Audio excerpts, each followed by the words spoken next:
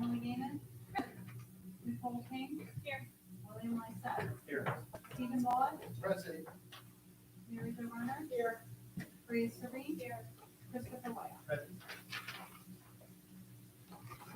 To the flag of the United States of America, and to the republic for which it stands, one nation, under God, indivisible, with liberty and justice for all.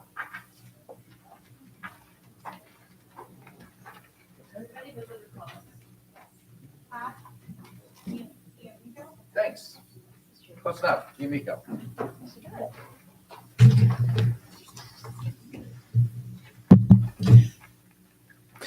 Good evening. My name is Pat D'Amico, and my wife Renee and I have a 10th grader at the high school. Renee and I did our best to keep it under 3 minutes, but she'll be following me to wrap it up. We're here tonight because there's an agenda item that caught our eye, specifically the proposal for renovations and updates to the high school library. Before I say anything else, please note that we think the proposed updates look very promising. However, our question tonight is not about whether these costly renovations should be done, but how they were placed before a topic that's been repeatedly discussed and it has been suggested would be addressed and prioritized at the completion of the stadium. Let me expand. There are 2 venues in the entire school district that are not only used by hundreds of students, but also visited by thousands of community members each year. The first is the stadium. The second is the high school auditorium. Given that, we have 2 questions that we understand can't be answered tonight, but we'd respectfully ask that you consider. 1, since there are always finite, limited funds to be used for renovations, repairs, and updates, wouldn't it make more sense to utilize that funding for a space that's used by thousands of students, faculty, parents, community members, and visitors each year, as opposed to a space that's only used by high school students and isn't currently staffed? 2, the board and administration have been having discussions about the much-needed renovations and repairs to the auditorium for years. How and why the library renovations are coming before the board tonight with a fully prepared presentation, yet we've barely made headway with the auditorium despite years of parents, faculty, and even students repeatedly bringing it to the attention of the board and administration. So now that you've heard our questions to consider, you're probably wondering why this is so critical. What are the things that actually are needed, and why is this so time sensitive? So let me provide just a couple of the major issues. First, the speaker above the stage doesn't work at all. That means when there's an event with 2 different groups performing, such as the pit orchestra and the actors during a musical, or the choir and the band playing together at a concert, you'll only hear one of those groups clearly coming through the speakers. Imagine how that will sound during the upcoming musical in March, but also when Southern Lehigh High School hosts the county band performance in April. Second, the school's wireless microphones worn on stage don't work, none of them, placing us in a position of having to rent them. That requires for every single theater performance, finding appropriately priced equipment, learning how to use it, training the student crew members, and then hoping that that equipment is reliable. I will share that this has not been successful or cost-effective approach up until this point. Third, the lack of proper electrical Wi-Fi access often requires multiple cords to be run through the auditorium, including over the aisles. No matter what the remediation is for this, such as duct tape, warning signs, and ushers, we inevitably have people tripping over them throughout the run of a performance, particularly the senior citizens on preview night.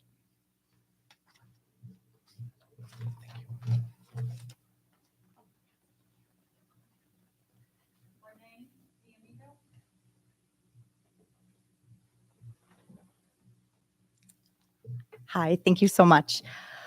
I'm just going to continue where Pat left off. Part of the library proposal tonight reflects the fact that there was a site visit done to Bangor High School as comparator, as there should be. As I'm sure you're aware, high school vocal, instrumental, and theater is certainly a competitive sport here in the Lehigh Valley. If you haven't already been to one of our competitors' auditoriums, such as Easton, Bangor, or Liberty, those site visits would be extremely eye-opening. They're working with state-of-the-art tech, lighting, and sound, and we're over here just praying our kids' mics don't cut out and an audience member doesn't fall over an extension cord. And this is not an exaggeration. Given these shortcomings, a proposal was made in 2019 to build an entirely new arts and theater facility. Although that hasn't been reviewed since for current feasibility, you may still be thinking, no need to make these fixes now because we'll get to build a new auditorium eventually. I think we can all be honest and say that most likely won't happen for several years, if not decades. And the short-term fixes, while certainly appreciated, the few $1,000s provided each year for help towards rentals, they are truly becoming just a Band-Aid over a bullet hole. All of this leads us to ask the question, if funding is available for things such as the library, wouldn't we strongly consider updating the critical auditorium needs now as well, at a fraction of the cost of the stadium updates, to stop the cycle of having to find stopgap measures year after year? Last but certainly not least, let's think about the optics. Here's an example. Pat mentioned before that the speaker above the stage does not work, and he also shared that Southern Lehigh will be hosting the county band rehearsals and performance in April. That means that hundreds of visitors from outside the Southern Lehigh community will be sitting in the auditorium to hear their students perform. How do you think it would reflect on Southern Lehigh if one of the three main speakers is not working for a countywide prestigious instrumental concert? At the end of the day, the music and theater departments are working with a non-functional theater, and only temporary, often subpar solutions have been implemented. The fixes necessary to bring the auditorium into the 21st century, seriously, will be a win on so many levels, enhancing how the district looks to visitors, allowing our kids' hard work to truly be heard and seen, and ensuring that we have a safe venue for the thousands of people entering it each year. To wrap it up, most of you know us. We are huge proponents of giving credit where credit's due, and we do so as publicly as possible so that people know who to thank. It's important in this day and age to share good news. There have been years and years of disappointment when it comes to this piece. Please don't let it get kicked down the road again. Be the board that bumps this to the front of the line. The faculty, parents, and most importantly, the kids have been waiting patiently for so very long. I would love nothing more than to come to a board meeting in 3 months and say a huge thank you for actually getting this done. Thank you for your time.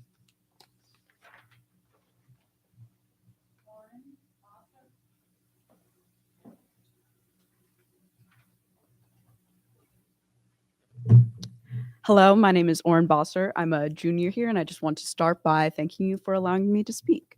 In our modern educational experience, having the most advanced technology is crucial if Southern Lehigh wants to remain among the top-ranking public schools in the state. Today, I will be addressing two main concerns of mine with this issue.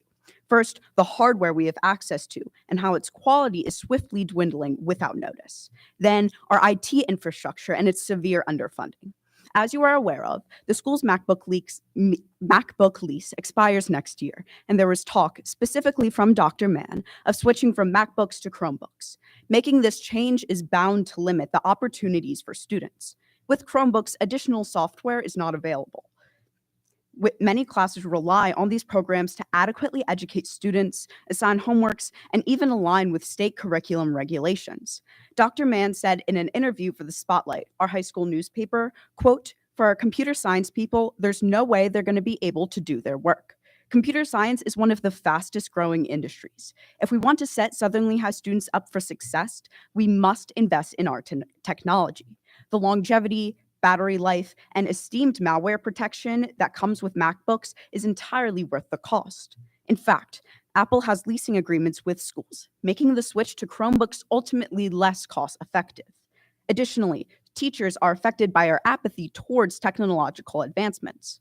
Recently, several departments, such as the art department, counseling, and sports, asked for new equipment. Teachers have done extensive research on the exact tech needed, budgeted accordingly for the expense, and submitted the request. After being approved, these requests were ignored, and in many cases, unwanted tech was delivered. Hundreds of dollars simply wasted because administration does not understand the value of technology to the extent they need to. Finally, I must discuss that our IT department is essentially non-existent. It currently consists of one part-time and one full-time employee for the entire school district, servicing both staff and students. Last year, the internet at the high school went down, making work at best delayed and at the worst impossible to complete. Because of the strain on our very limited IT professionals, it took a week and a half to solve this issue. All the while, existing problems were placed on the back burner. Technology is an essential part of our learning environment. Without anyone to solve our computer issues, how can we expect to grow as students? Our current department is overworked for no good reason. The answer is clear. It is imperative that we expand the district's IT. We have the resources to improve the education of every student. So why don't we? I invite the board to come into our classrooms and see for yourself the improvements that each of you must make. Thank you.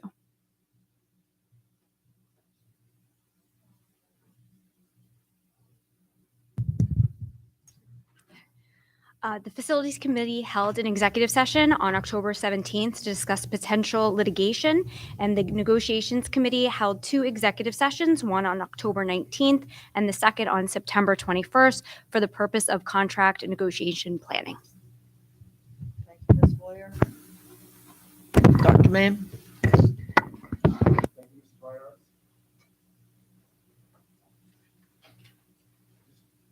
Highlight a few things that will be coming up in tonight's meeting.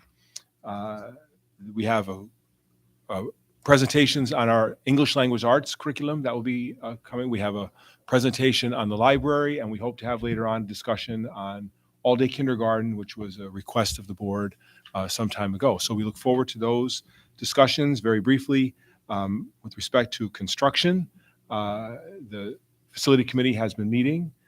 We continue to move forward. The biggest and latest issue that came up was that of the scoreboard. I'm happy to say that it appears that that issue is resolved, although we still, do have some concerns as far as our interactions with the vendor. And with respect to technology, I did list that there because the question had come up. As again, it has come up today. And I will just say, and I sent this out in an update to the board, that we have invested very substantially in technology over the recent years. When we had the internet collapsing, as was noted before, we have installed hundreds of access points throughout the district. And we have, I think, made some great strides going forward. It was noted, they said, well, if our computer programmers can't do the job, the point was we're not going to give people devices that does not allow them to do their work. So that's, again, a very brief report, but I really want to defer to later on in the meeting when we're able to talk about the library, the ESL, and our all-day kindergarten. So thank you. I have a question. Just related to the construction update as well as facilities committee. I'm sure we'll have facilities committee updates later on in the meeting. Is that correct? So I've been bringing it up week after week, month after month with respect to the arts. And I was told that, we would bounce that back to the school, the high school itself, talk to the director with respect to musicals and plays and find out what the needs were. I did receive responses that, perhaps some improvements were just not able to be performed because they would require a full-on overhaul. I have heard what was spoken about during the visitor comments before. To me, these do not seem like major fixes. They do not seem to require a full-on overhaul of the entire facility. So while I understand that, individuals that are on the facilities committee had expressed interest in discussing how we could improve our facilities with respect to the arts and not just focus on sports, I haven't heard any of that yet, but I just want to understand why we aren't, because the mic does cut out. The speakers don't work. I feel like these are things that, have they even been looked at fully to determine whether or not they can't be fixed without a full-on overhaul? If so, I want to see that, some type of report to that effect, because what I feel is that certain things, and they're brought up, if they're brought up by an individual that perhaps is more within the majority, it would seem, on the board, then it gets addressed. I've been asking for a long time at multiple meetings, as many of you know, and been shut down many a time. And I don't think anyone's unsympathetic up here with respect to the improvements that are needed. I really don't. So could I at least get, if that's what's required, other board members to express an interest, perhaps, to at least look at what the cost would be to make those 3 improvements? Mics that we don't rent every year, a speaker that gets replaced, because it's true, there are extension cords that create a hazard. Someone could fall down, especially one of the many elderly people that attend our shows, which isn't a good thing either, right? Because I've seen those other facilities, and like our stadium, we were far short of where the other district's facilities are. And same with the arts. You brought up Bangor for the library update, which I thought was interesting because Bangor's facilities when it comes to the arts are fantastic. They built a whole new center, which we unfortunately can't do right now financially. So if we can do something for these students that work so hard and their parents that put in so much energy with respect to fundraising, I think it would be well appreciated by the community, including myself. That's all. Certainly, Priya, you have my support. Absolutely. I agree with everything you said and appreciate the comments. I think it's something that we really absolutely need to take a Yes, close and look at. I would say this, right? First, I would be very happy. Give me a call, for example, if you had a question about, no, but let me finish, because I do want to make a point here, right? Because before, maybe we would publicly suggest that depending upon what format you come or what seat you sit on, or whether you're the majority, that really carries the day as far as where your suggestion gets attention or not, particularly when it's related to student activity, actually student opportunities. I would prefer, if that really is the feeling, that I at least have the opportunity to defend myself and don't have to do it in public. But I will defend myself and say that Mike, when I'm not it is referring said- to you. I'm saying Well, that in the past, what- Mr. Dimick brought up the library, which I agreed with, Right, and it moved forward rather quickly. So I'm just expressing my frustration, not directly with you, right. but indeed the process. But as the And one, it took, I wasn't planning on bringing it up tonight. Okay. I brought it up because there are members of the public here who brought it up, and I've heard it from others too. and It as was the one- not it was not something I thought about before I came in. Otherwise, I would have contacted you. as the one who oversees the process, both for the library and for the auditorium, I will tell you in public, as the question has been raised in public yet again, that the issue has nothing to do with the individual who brings it to me, regardless of whether they're the majority or the minority, that I take it as seriously, whether coming from Dr. Priya Serene or Dr. Christopher Wayock or anyone in between. And so what I will tell you is that I oversee this process, and whether I'm handling it properly or not, I will tell you it has nothing to do with what chair it comes from or who says it. And as the person who oversees the process, maybe an unspoken person doesn't do, but it reflects directly on me, and I need to assure you that that is the case. Please don't misconstrue my comments. They were not directed towards you. What I'm saying is, in general, when somebody brought something up, it seemed like it needed to be discussed or at least voiced by multiple board members before something took place. I'm not pointing it out to you. I'm asking my fellow colleagues up here if they would be willing to support Can it. I make a suggestion here? Mr. Dimick actually put a motion forward. I for understand that, but I just tried to put a be motion and clear. none of you actually would let me speak and said it wasn't on the agenda, then couldn't be a new business. I keep getting deterred, and others up here have heard that. And If on you the want me to bring up a substance- formal motion tonight in new on the business, so be substance- it. On the substance of the issue, I would be very happy, and I wish I were prepared, just as you were not thinking about this I speaking wasn't. tonight, nor was I. But But I've asked a on lot the of times. And I have responded a lot of times. But nothing And- direct, like I and still if don't you see wanted a anything direct- direct. Can I But interrupt? I could show you Because this is direct. This is not productive. productive. I don't want to Time out. argue with No, you, it's Mike. not. As- I agree. Order, order, order. So, Okay. MJ, may I say one thing as I the chair just of the want Facilities action. Committee? That's all. Dr. Serene, we've heard you. Thank you very much for your comments. So Mr. as the Lozette? chair of the Facilities Committee, just at the last meeting, we have asked Lou and his team, so Mr. Pepe, Michael Rohrbaugh, to look at exactly the issues that were brought up about the auditorium this evening, put a plan in place to address them in the short term, because we cannot build a new facility right now, but we do need to address those issues so that the auditorium that we have is serviceable and usable in a productive fashion. And that request has gone to the administration through the Facilities Committee Okay. for them to bring a plan to And us. do you think you'll And- actually be able to, I appreciate that, Yeah, the and just update. Do you to think you'll provide be able some to do it clarification- in time? Yeah, to provide some clarification, lighting was already looked at and addressed and upgraded. Microphones and speakers, I know Mr. Rohrback, That was the as- spotlight that was out yeah, at the last year's? correct. Okay. so those items were taken care of following the board meeting. They went right down the next day or so to start looking at that. November 7th, we're going to have EI Associates come back with a long-range facility plan that's inclusive of everything, including that. So every single thing that has been looked at prior by KCBA was in the proposal.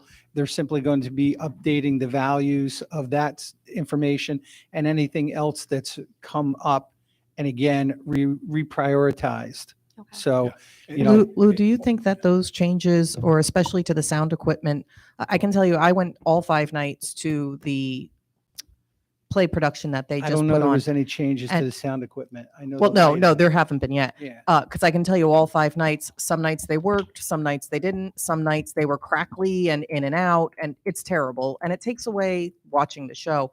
Do you think that the sound equipment changes can be done before the spring musical?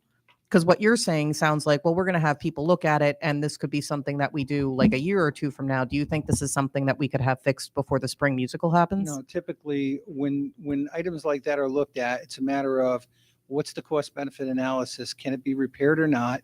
If it can be repaired, will it be fully functional, or is it more cost effective to just replace it? Right. And completely, Yeah. completely, purchase new equipment. New equipment and construction costs are totally 2 different things. So to your concern, absolutely, it will continue to be looked at. As far as I'm concerned, it already is being looked at. And whether, and regardless of where it comes from, whether it's, coming from the public, coming from the board, we certainly consider all these things as we're going through, but we take a holistic approach to the overall facility planning. That's all. Right, Just- which makes sense, but if, I'm just hoping, since you said that that is going to occur on November 7th, do you think we could maybe have an update at the next meeting, just so I think people are aware of what's being done in the background, so people don't feel like nothing is happening? Absolutely, because That'd be helpful. ultimately, that's a decision of the board. So that'll be communicated back from the committee to the full board. And in the example of renting, right, we were looking at lights, and we came to the conclusion that different shows over the course of time will have different needs for different types of lighting. Just we had the musical and a drama production, and we said that we could invest and put in our own set of lighting, which would be functional, but likely less dynamic and less able to adjust, and ultimately be of lower quality than if we were to find a place that rents them and then be able to specifically adapt what we rent each year to what the students are putting on. So there's a very large amount of effort that's going in to try to be responsive in a facility that is admittedly less than ideal. And no one is sitting around saying, well, let's save this or that because we don't want students to be acknowledged in the great work that they're doing. And we would love to be able to come back and say, these are the things that we have been trying to do. These are the places where we've been stymied a bit because of this, that, or the other thing. But the story we will tell is a good one as far as effort is concerned, and we recognize that we will continue to need to be better at it. All of the elements that we look at in a project like that, from, battens to rigging to lighting to sound, stage, even looking at the stage, seating capacity, all of that. If, whenever you're doing a total rebuild, it's a lot easier to take all those systems and of course replace them and make them all new. When we're looking at trying to get a better approach to what we currently have, we start looking at individual systems and see, again, back to the cost benefit analysis, what's worked. Renting some of this equipment might actually be better, as Dr. Mann was saying, and or if we can improve, just like these microphones, I don't think are the greatest, but we try and live within our budget and try and make the best of it. That's why we're kind of talking into the mic sometimes too much.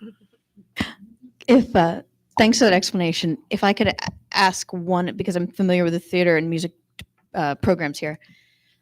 Annually, theater and music boosters have raised significant funds and found ways to utilize the district funds that they have been given to rent and to duct tape and stopgap whatever they have in place.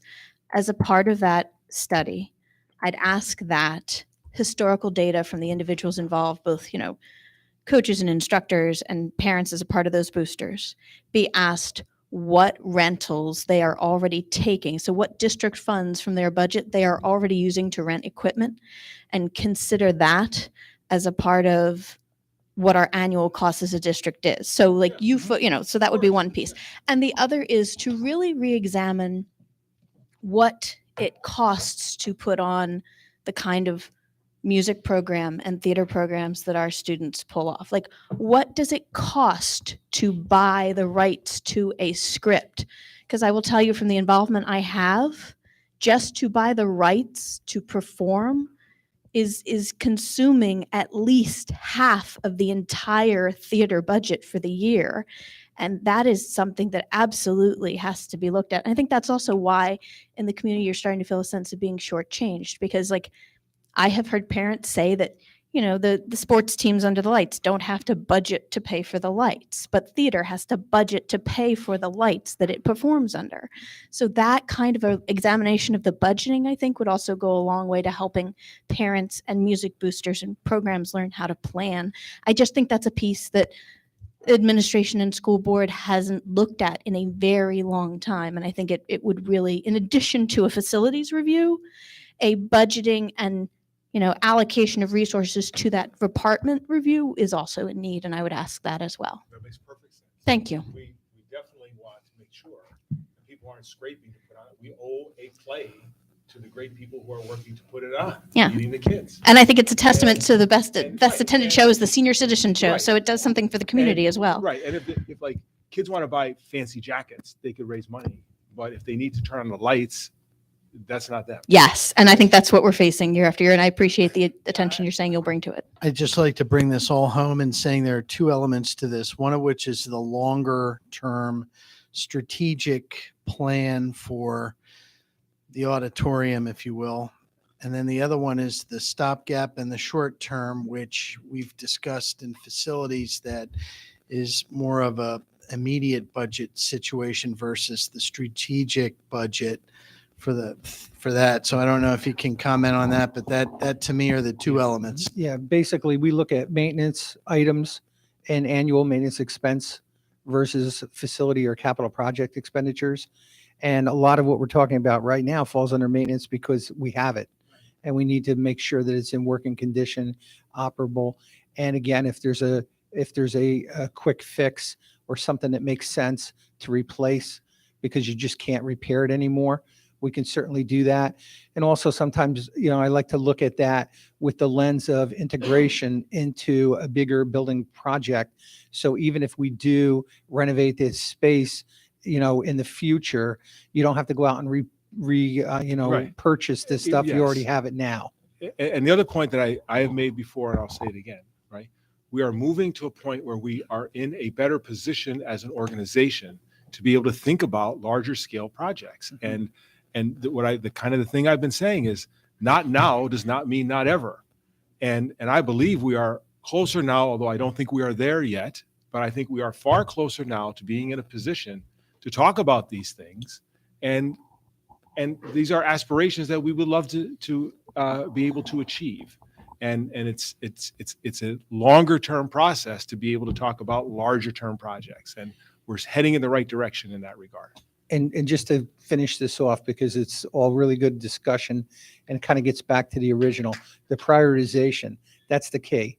Because when we look at level 1 health and safety issues, when we look at HVAC, we look at boilers, we look at roofs, making sure that, we're tight with throughout the building, then we can focus more on internal, some of the programs that we would love to do.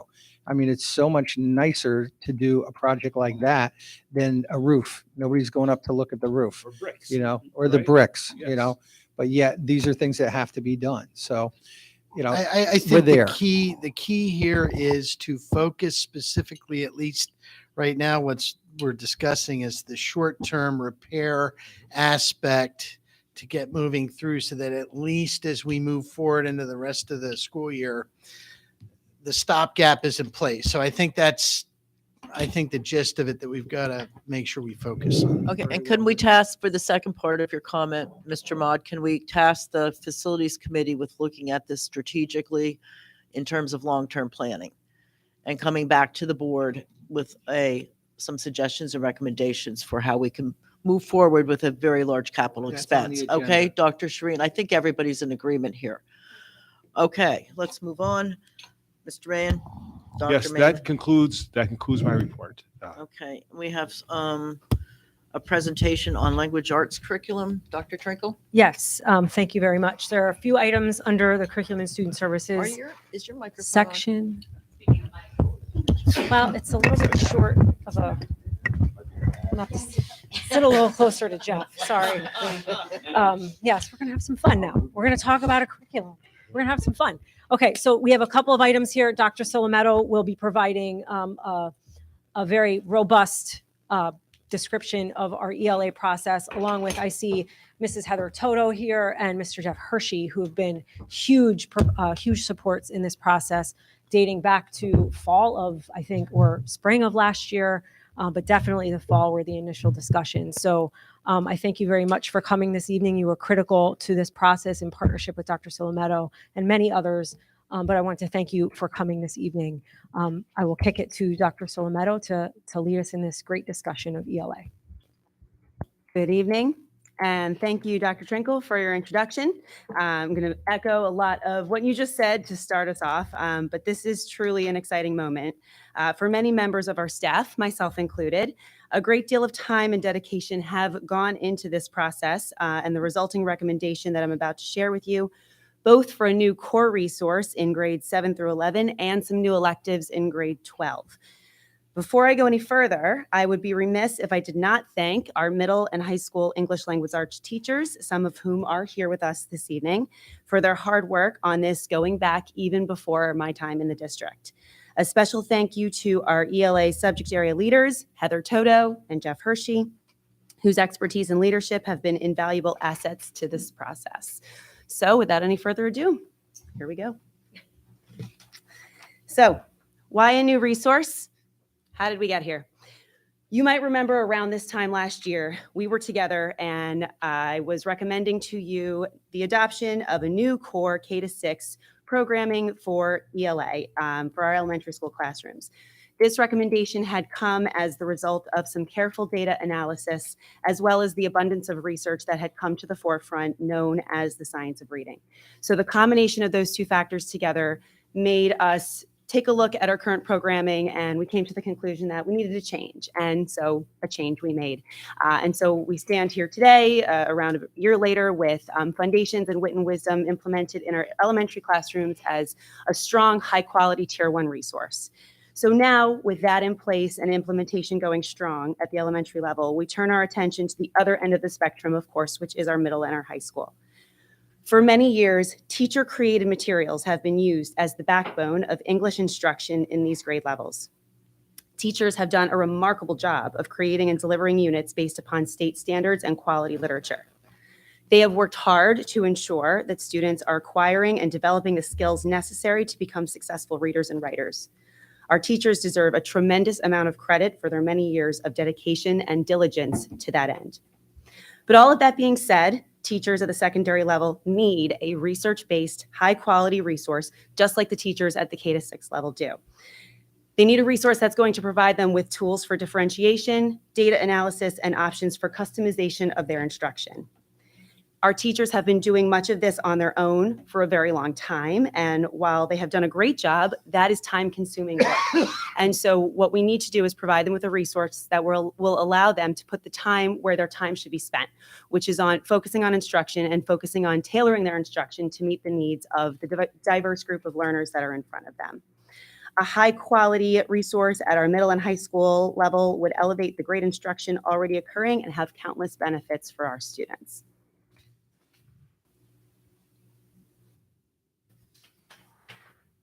So very briefly, I would just like to take a quick look at some of the research that helped support my recommendation. So if you were here with us last year, you might remember this infographic known as Scarborough's Rope. And what Scarborough's Rope does is it gives us a visual for the various components of skilled reading, broken into two sections, the upper strands and the lower strands. You will notice that there's an intentionality behind the way that the strands are drawn. And so if you look at those lower strands, the word recognition strands, those are the skills that are the main focus of our K-3 instruction with our program foundations. And those skills are fundamental. But those skills are drawn as braided. And the reason for that is because those skills are tightly woven and they're somewhat finite. Once students learn those skills, Throughout their lifetime, they continue to practice those skills, and as the infographic shows you, they become increasingly automatic. If you look at the upper end of the rope, this is where we have instruction, the focus of our instruction from K to 12, but after grade 3, this is really where our focus goes. And so those skills are the language comprehension skills. And you'll notice that those strands are twisted as opposed to braided. And what that represents is that these are skills that, while connected and related to one another, are not necessarily interwoven. They can stand on their own, and they grow throughout the lifetime of a learner. Even as adults, we are growing in those skills all the time. And so the implications of this idea on our decision to push forward with a high quality instructional resource for our secondary students is clear. If we provide our elementary students with high quality reading and writing materials, but regret to do the same for our middle and high school students, we are operating under the assumption that the skills that are necessary for skilled reading are no longer applicable after students leave their elementary classrooms, and that simply is not true.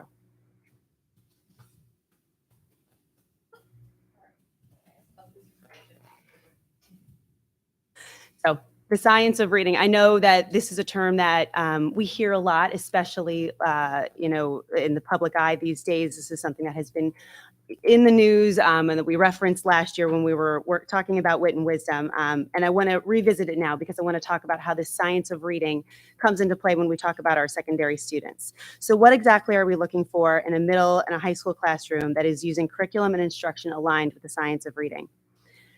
Practices that you see described here are in line with our knowledge of how older readers and writers learn best. So as the committee and I went through various curricular resources, thinking about which of those resources we wanted to adopt, we knew that we wanted a resource that would provide something that would allow us to deliver instruction that included all of those things.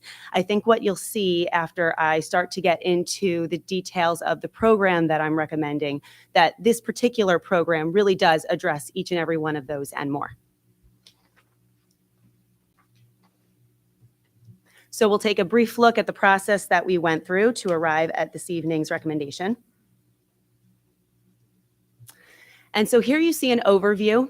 You'll notice that the formal process began last March, but truly, unofficially, the process started even before that, again, with our very dedicated ELA teachers doing a significant amount of research on their own. And I mention that because I truly believe that this is the main reason why we were able to accelerate this process as much as we did. So I'm not going to go into great depth about each of those steps, but I will highlight just a few. So it all started with Ed Reports. If you are not familiar with what Ed Reports is sort of like consumer reports for curriculum. So our teachers started off by going through all of the programs that were reviewed by Ed Reports for grades 6 to 12. For ELA, and immediately eliminated any programs that did not meet expectations in all 3 of Ed Report's gateways: text quality, building knowledge, and usability. We weren't interested in any programs that were not all green on Ed Reports. So from there, they did a deep dive into the feedback that Ed Reports provided and really looked at it through the lens of which of these high quality programs seems like it's worth further evaluation and a further look. And so that process landed us with what we would affectionately refer to as our top 3 throughout the remainder of the process. And our top 3 were Study Sync by McGraw-Hill, Springboard by the College Board, and Into Literature by Houghton Mifflin Harcourt. So our next step was to call in vendors to do some demonstrations. All ELA teachers were invited to attend those, and they were really valuable. Teachers got to look through some print samples and ask some questions about the nuances of these programs that perhaps weren't immediately evident just by looking through Ed Reports or even clicking through a digital sample. So the next step was to form a committee. The committee was a representative group of teachers and administrators from both the middle and the high school level who came together to meet over the summer. And really, the main goal of the committee was to just really focus on what are we doing right now. Let's focus on our current programming, what we're doing really well, and there is a number of those things, and where we have some needs, because ultimately, whatever program we choose, we want it to be a program that's going to address those areas of need. So our first task was to create a vision. We wanted to answer the question, what is it that we want from our secondary ELA students? What do we want for them? Not only as they sit in our classrooms in our middle and our high school, but once they leave us at the conclusion of their high school career. This statement that we co-created really ended up serving as a guiding light. So as we would go through the various programs that we were considering, we would often find ourselves coming to a point where one didn't seem ultimately all that much better than the other, maybe just different. And so we would return to this vision statement and say, which of these programs that we're looking at really seem to be the resource that would allow our teachers to achieve this for our students? And it really helped quite a bit. I can say the same thing about the guiding principles, which are really just skills. This operationalizes our vision statement. These are the skills that we would like our students to leave with at the end of their high school career, once they've gone through all of the ELA coursework. And again, what program are we going to have in our classrooms that's going to allow our teachers to impart these skills on our students?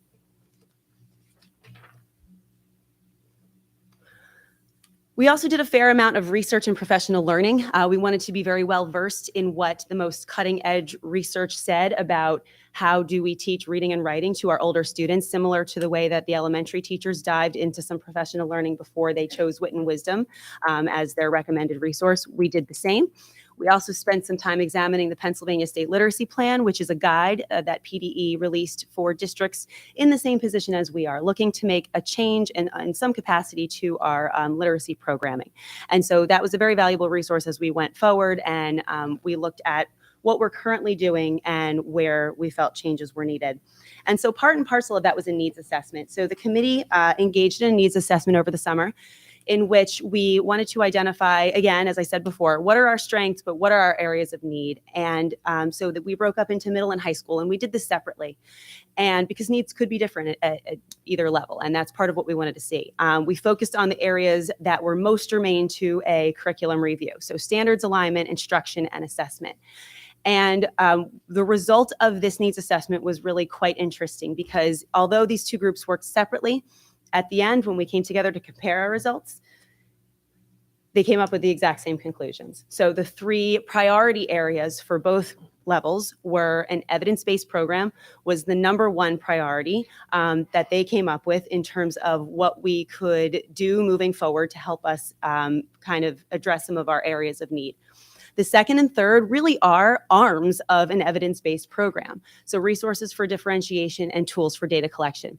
Both things that our teachers have been doing, but again, a high quality resource would give them the raw material to work with and to manipulate so that they could do the hard work of teaching their students and curating lessons and instruction to meet the students' needs, rather than having to also create the resource.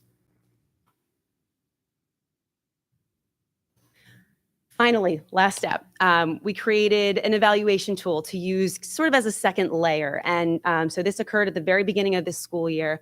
We created an evaluation tool because we wanted to quantify this somehow. We had had a lot of conversations around the various aspects of these programs and which one we felt like would best meet our needs, but we wanted to attach a number to it. So we took the professional learning that we did over the summer in conjunction with just our own reflection on our current programming here in SLSD. We created a tool that would allow us to go through the samples and score various criteria in those categories that you see on the screen and come up with a number so that at the end of all of this, teachers could look across their rubrics and compare numbers to see which program came out on top. Teachers worked on that during the September and October Professional Learning Day. And at the end of the October 9th Professional Learning Day, I asked teachers to provide for me a recommendation and their rationale for the recommendation. And once again, middle and high school were in agreement that Study Sync was the one that had come out on top. And so what I want to do now is spend my time talking to you about this program, about why we are so hoping that we can garner your approval of this program as our new core ELA resource at the middle at the high school. And I'm also going to talk a little bit about those 12th grade electives that are going to be put into place starting next year. So Study Sync. Study Sync is a comprehensive literacy program with hundreds of high-quality texts, videos, and media to inspire and advance thinking skills to prepare students for college and career. Study Sync includes a blend of contemporary and classic texts, digital and print resources, and a variety of genres to provide our students with the most well-rounded ELA experience possible. The curriculum is student-centered. It encourages peer review. It includes texts that allow students to see themselves in the text. It includes what are called mirrors and windows. So texts where when the students read them, they see themselves in the text, but they also include texts that when the students read it, they get to look through the text and they get to experience life the way somebody that they've never met in a place they've never been might live it. The curriculum includes a great deal of instructional choice. So it comes complete with thematic units and novel studies that we can pair with those thematic units, but it also provides teachers the opportunity to pull from a robust menu of resources to create their own units, which is something that pending approval, we would start working on right away, is how do we use this menu to pull together units of instruction that we feel like best meet our needs at every level. Some of the other features we were really impressed by that go back to some of the priorities and needs that were identified early on in the process. There are embedded scaffolds all throughout the curriculum so that teachers can truly allow students to each reach their own potential. So resources such as annotation guides or sentence frames. There are a wealth of resources for English learners. There's different resources for students at various reading proficiencies. And so teachers really can differentiate for the needs of their students quite easily. There is a predictable lesson structure. So while there is a wide array of material available for teachers to select when they are planning their units, the actual structure of the lessons is predictable. And there's this gradual release of responsibility. So as the lessons in the unit go on, teachers are imparting skills upon their students that are going to allow students to grapple with text at increasingly high complexity, which is where the high level of rigor of this curriculum comes in. And of course, that is one of the main tenets of the science of reading, is accessing complex text and everyone having access to those complex texts. There is a digital library with thousands of additional texts and skill mini lessons, which is searchable by Lexile for differentiation. So I really could go on and on. I won't, unless you want me to. I'm happy to tell you more, but I really feel like those were the main points that stood out to us when we were going through and why this one really rose to the top as our recommendation. Here on this slide, you'll see some testimonials from the teachers. When I asked them for their recommendation, I asked them to tell me why. And so here are some direct pieces of feedback from teachers, the aspects of this program that they really feel like differentiated it and set it apart from the others that we looked at. To highlight just a couple, one of the most practical pieces about Study Sync is that I told you that there's these novel studies that go along with the core pathway instruction. Many of the novels that are included in Study Sync are novels that we already use and that we already have in our buildings and that will represent a cost savings to the district. So we won't have to buy complete sets of novels. We absolutely may need to buy some, but we will not need to buy them all. I also want to just highlight, again, the customizability. I really like what one teacher said. She said that she feels like this program, above all the others, is what will allow us to take what we already do well and do it even better. And I really feel like that just sort of crystallized why this program really is our best recommendation. So here we have the texts that are already in use, and this list is not necessarily exhaustive, but it's fairly thorough in terms of the texts that Study Sync offers that we already have in our classrooms. I'm not saying we're necessarily going to use all of these going forward if we are able to go forward with Study Sync, but we might, and we have to take a look at what from the menu of resources we want to use from Study Sync, and then what from the texts that we may already have that we could pull in, and which texts we may need to purchase. But again, it shouldn't be all of them because we already have so many of these texts in our buildings and in our classrooms. So some considerations. As I'm sure you figured out already, Study Sync offers a wealth of instructional options. And so time really is the consideration here. Teachers are going to need a significant amount of time in order to learn this program and to write their curriculum and to take a look at what we already do and how can these resources be used to support and enhance our instruction. We're also going to need a significant amount of time to determine a pathway for professional development. Just as the curriculum itself is highly customizable, so is the PD that comes along with this program. So those are large conversations that we would need to go ahead and have as well. So I already sort of touched upon next steps. Let's take a look at the timeline. This timeline really only shows you the first couple of steps that are ahead of us. A more comprehensive timeline should have been shared with you prior to this evening. But I would say that the overarching kind of goal is between now and the beginning of next school year. We want to spend as much time as possible working on this curriculum, really allowing teachers to kind of invest themselves in this curriculum, learn the curriculum, decide what they want to pull at each grade level for each unit, and how is this going to work so that by the time we start the 24-25 school year, teachers are really feeling a sense of self-efficacy around it and they're ready to hit the ground running. The other point that I have up there on the slide is that ongoing work is going to continue on those new 12th grade electives that are going to be available for our 12th graders starting at this beginning of the 24-25 school year. And so here you see the titles of those new electives that are currently being written. 12th grade teachers have been working very hard on that.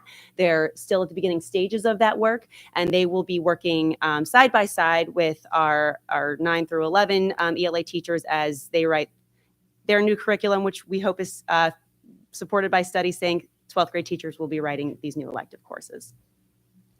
So implementation and professional development, much of this I've already touched upon, but we will have to take that time, that intentional time to look at what StudySync provides us, work with a curriculum specialist from the company to take the 6 units that are offered at every grade level and decide what are we going to use from that. The StudySync representative that I've been working with says that we can expect to teach 4 of those 6 units every year. And so we could certainly do 1 through 4. We would be meeting all of our state standards if we did that. But we may want to look at what would happen if we would kind of pick and choose, and then we would just have to do the work of making sure we're addressing the state standards. Again, we can do it. It would be exciting work and it would be fulfilling work, but it would be a lot of work. And so we have to make sure that we are allowing ourselves the time for that. Going along with that, materials, we would have to make sure that before we're ready to implement that we have all of the necessary materials that we need. So the novels, the workbooks, we would have to make sure that we really refine our purchase order to make sure that we have everything. And so professional development, again, I know I touched upon it, but there is a wealth of PD involved in StudySync. A lot of it is available for teachers just right on the platform. There's webinars, there's self-guided courses, there's videos, instructional demos. But we also receive in-person training as part and parcel of our purchase, and as well as some coaching. So this is not prescribed. This is something that we would need to look at what our needs are, and our needs may not even be the same. We may have one group of teachers that has a certain need and another group of teachers that has another need. And so these are, again, large conversations that we need to have so that we can make the best possible determination in terms of the professional development that we would want going forward. Finally, home and community involvement. So anytime that there's something new and exciting, we want to make sure that we share that with the larger school community. So we would be utilizing all of the resources that are available on the StudySync site to share this new resource with families. Similar to what we discussed when we were recommending Wit and Wisdom, we've been talking about the possibility of perhaps having a literacy night at the middle and high school level, whether that be in person or a virtual Q&A, just to introduce this new resource to families. To build excitement around it. And so again, a large conversation and something that we would need to talk about if we were to go forward with implementation. So on behalf of our teachers and administrators, I want to thank you for your time and careful consideration. We truly believe that StudySync is the program that will best support our vision for our students as we prepare them for the challenges they will face in college, careers, and beyond. And I am happy to answer any questions at this time.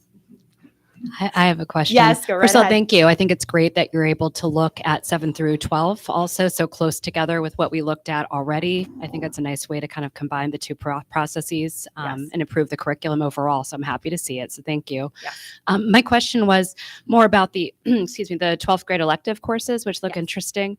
Is there a reason that would be reserved only for 12th grade? Is it because of prereqs, or could a kid take student take prereqs in advance and maybe take it their junior year if they have a lot of interest? Because depending on the kids' track, the students' track with respect to future careers. Right. Just No, curious. that's a great consideration. And I think that that's something that we can kind of continue to talk about as we go forward with this process. If we adopt Study Sync and we put that into place, then that will kind of drive the conversation in the direction of questions like that. Right. I didn't know if there were prereqs or something that you needed. Right. But Right. Yeah. No, good question. I have a follow-up question with regard to the electives. How were they decided? Maybe I missed that in your presentation. How were they decided upon? So that is not a question that I know that I probably can speak very, in depth about, but we do have some representatives here from the high school that maybe can speak to that a little bit better than I can. So you're How were the electives decided upon? The electives were decided upon by the input from our English department of what they wanted to teach as far as the elective goes. We've been having this discussion of having 12th grade electives for about 10 years. And we finally got to the point, thanks to Dr. Solomon, kind of spearheading this, that we didn't want to bite off more than we could chew. So we started with 4 because it seemed like that would be a feasible number that we could do with the staff that we had. And we took a look at where the interests of the staff lay and what kind of materials that they had to prepare all women, maybe some of their experiences and so forth. And these were the 4 that we came up with. I think they're widespread, they're diverse in what they're going to offer, and it was just based on teacher interest. And also, yeah, we did it. Yeah, and I forgot about that. The other thing is we did a survey amongst the current seniors when they were in 11th grade of what they wanted, and we had probably 8 or 10 different choices on there, and these are the 4 that they voted. Thank you very much. I And have a question. The other question I have, Excuse me. you mentioned a significant amount of time. Yes. Repeatedly. Yes. What is a significant amount of time? Can you Well, define that a little better? Absolutely.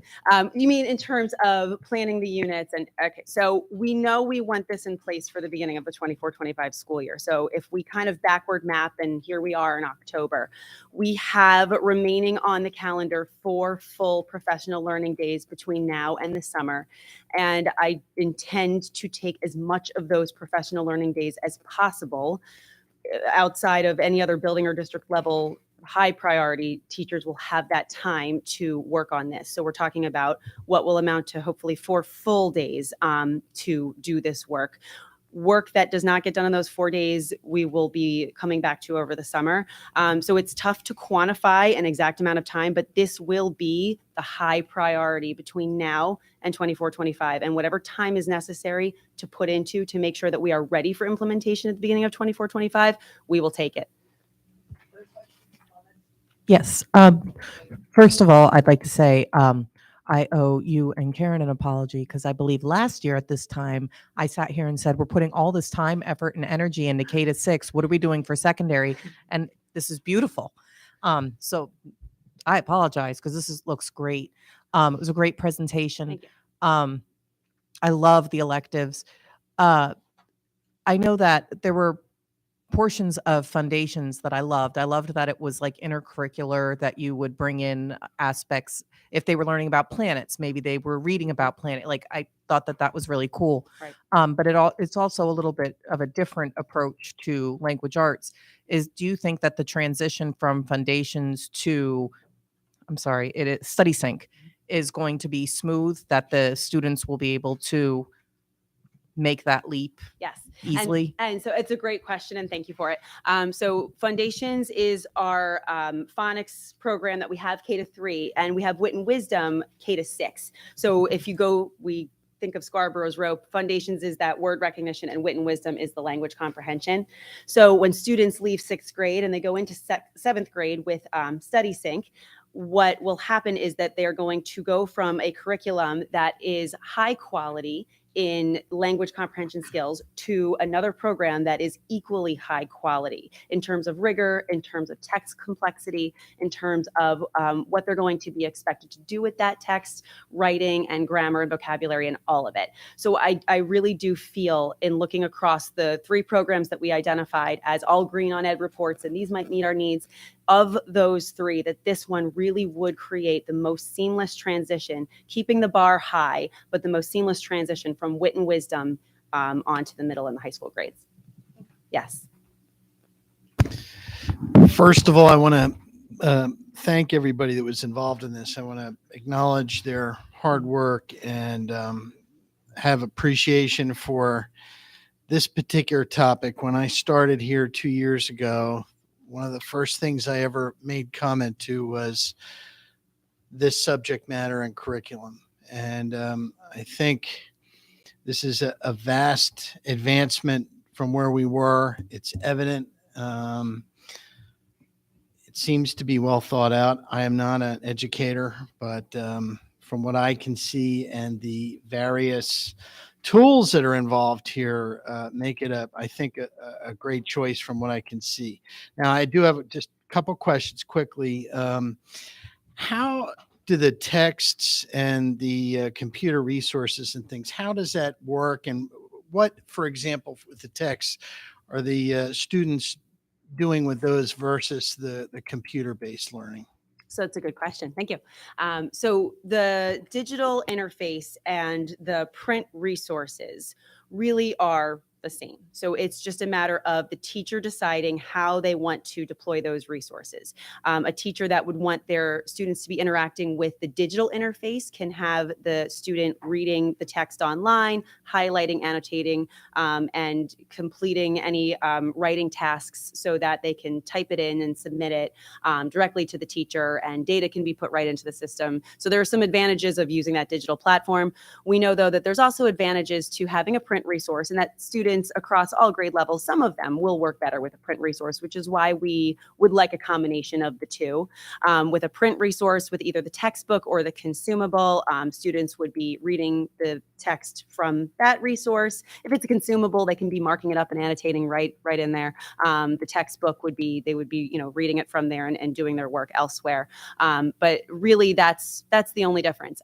There's also the digital library, so teachers could assign additional text or skill work on that digital library. And there, as I had said in my presentation, thousands of texts. So there really, with the digital platform, there really is quite a limitless amount of resources that teachers could access that way.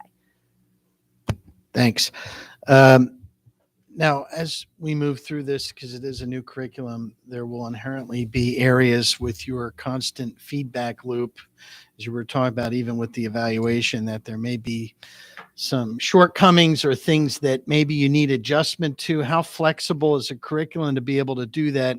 And how would that process work if you start finding out that things are maybe not quite up to where you were thinking in the standard curriculum? Yeah. So I think that truly was one of our favorite things about StudySync, was just the flexibility, the customizability. It's like having a paint palette and you get to be the artist. It doesn't give you this prescribed set of you must do X, Y, Z and don't, walk out of line. So if we put together units that we find for whatever reason aren't working, we can work with our curriculum specialists. They're very responsive at StudySync. So the moment I've had questions or anything, they've been back to me within 24 hours. So we can get their help in a situation such as that if we feel as though we need it. We could also go back to the drawing board of the resources that are there and say, what else might better meet our needs? And during the first year of implementation of any resource, those types of things are bound to happen. You really do have to live it for a year and then kind of see where those hiccups are. So those sorts of situations are to be expected, but I truly believe that StudySync provides the resources and the assistance in terms of professional help that we would need in order to be successful. Okay, great. That sounds good, because I know in previous canned curriculum years ago, there are problems with that. You find out too late that there are issues, and it's tough to be able to come back from that and really make adjustments. So I'm glad to hear that. So again, I appreciate everybody's work on this. It's not easy to make these transitions, and it takes a lot of time and evaluation. Thanks. Thank you.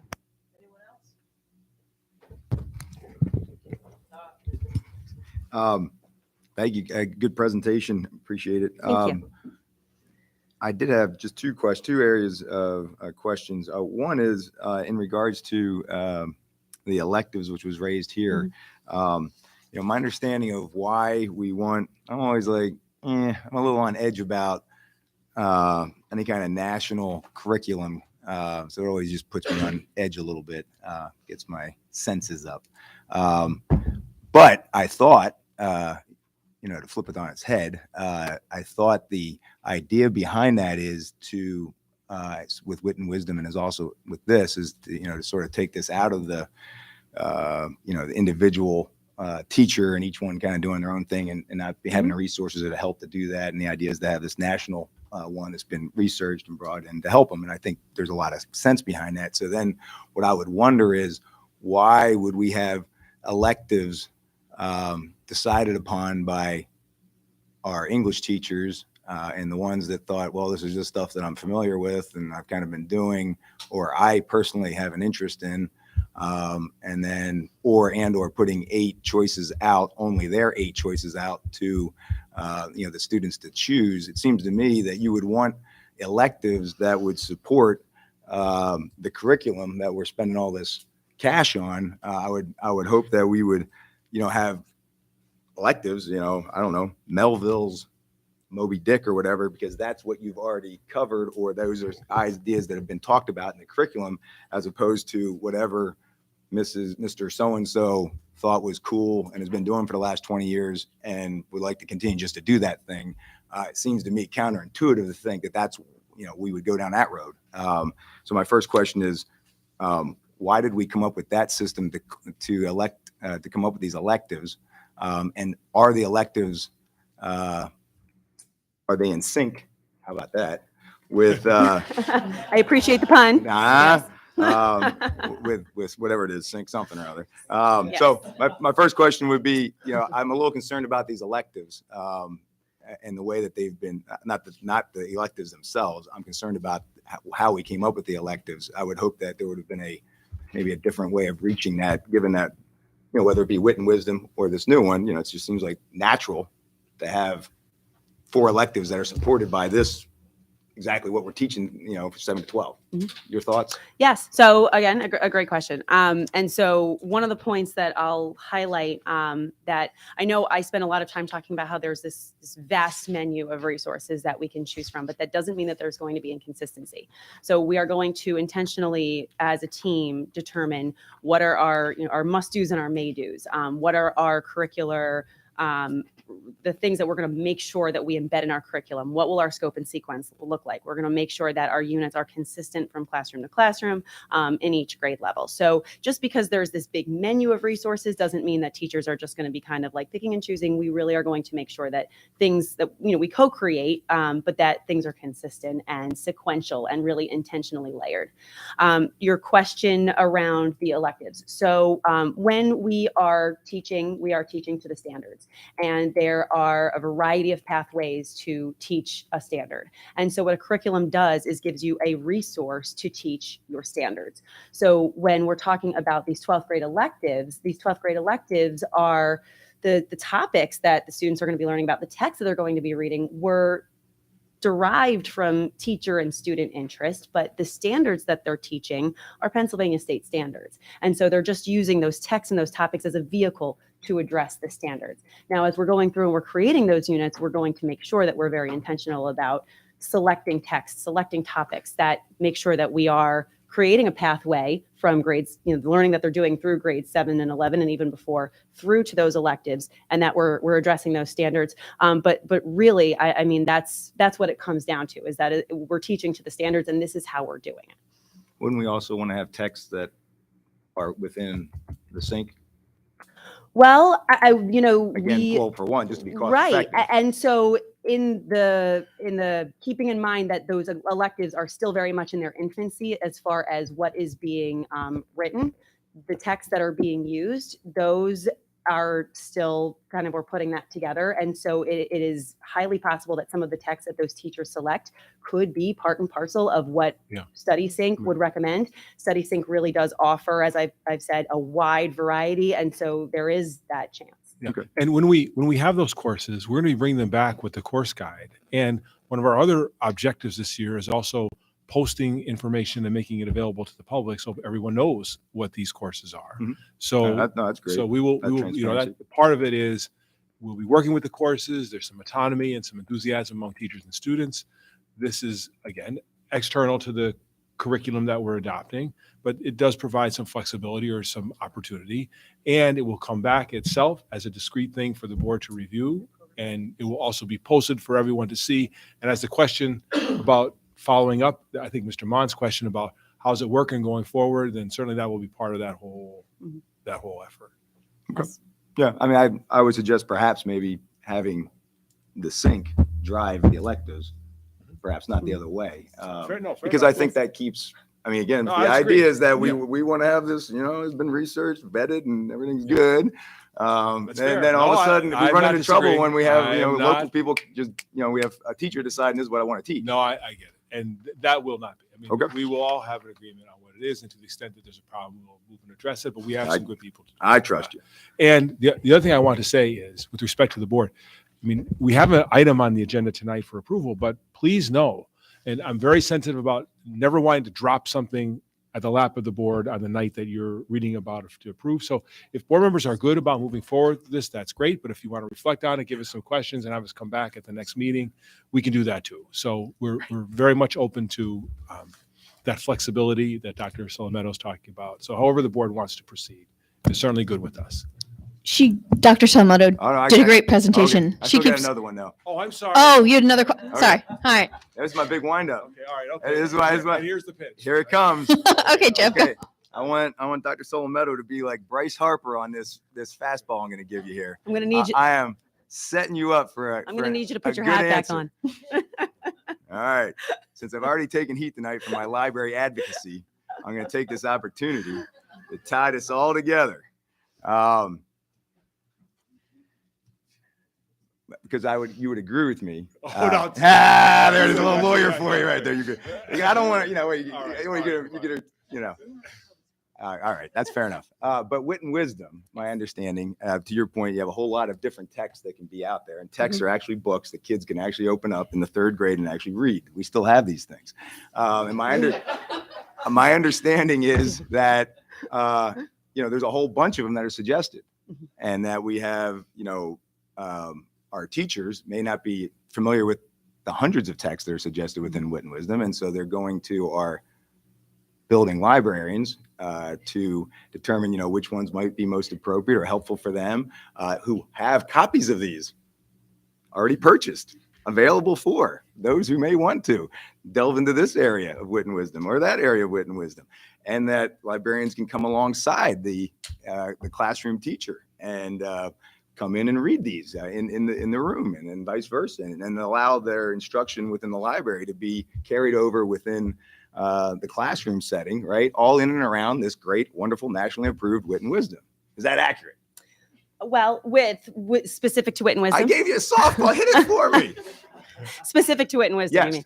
So wit and wisdom is, while there is some variability there, it's a lot more prescribed than study sync. So with wit and wisdom, there are 4 modules for every grade level, and the core text for each of those modules is predetermined, where teachers might have students choosing text or be choosing additional text. It would come from that volume of reading list, which our classroom teachers have been working hand in hand with our school librarians to come up with destiny lists and There it is. There's the connection. to come up with those where those texts might be in our school buildings to get their kids to have access to those. Study Sync is different in the sense that it's not nearly as prescribed, and so teachers are really the ones that are making those selections from the menu, both the novels and the digital library being considerations. And so yes, those will be some of the many decisions that we would have to make if we go through with this, is which text do we want to use. And if imagine this for a moment, all of us in this room get this met, right? This idea that you would have a functioning library in a high school. I mean, this is mind-blowing stuff. If you had a vibrant, functioning library in a well-regarded high school in a relatively area that can probably resource it, to your point, if you had all these additional texts that teachers and also students who got really excited about, what did I see in there? Fahrenheit, whatever, or, I didn't see Moby Dick. That's my favorite. I'm still fired up. I don't see any Melville in here. So, but either way, yeah, I get excited about Melville and boy, I want to go down, and but this dust-ridden thing that has nothing here, there's nothing for me to pick, and there sure isn't anybody here to help explain to me how to pick that thing. What, that Hawthorne might be sort of like Melville, and maybe you'd like this if you like this, right? So my point is, would you agree with me that a vibrant high school library is almost essential to this curriculum, to the adaptation of this curriculum? Okay. Yes. What do you think? What are your Yes. thoughts, Doctor? I think that a vibrant high school library would be the perfect support to a high quality instructional resource like Study Sync. Love it. Okay. Thank you. Now, Jeff, This that is was a very, this is a Jeff. very good presentation. I appreciate Jeff, it. that was an excellent presentation. You rest your case. well done. Well done. You just never let the witness answer anything. You just speak for him and ask him to agree. So, Jeff, would you agree that in order to pursue this mutual beneficial English language arts partnership between a robust library and a new curriculum, it would be beneficial to give the staff and the administration the most time possible to plan and implement, so that we as a board, I would like to make a motion tonight that we do approve this, so that to give them as much time as possible to coordinate all those resources and plan.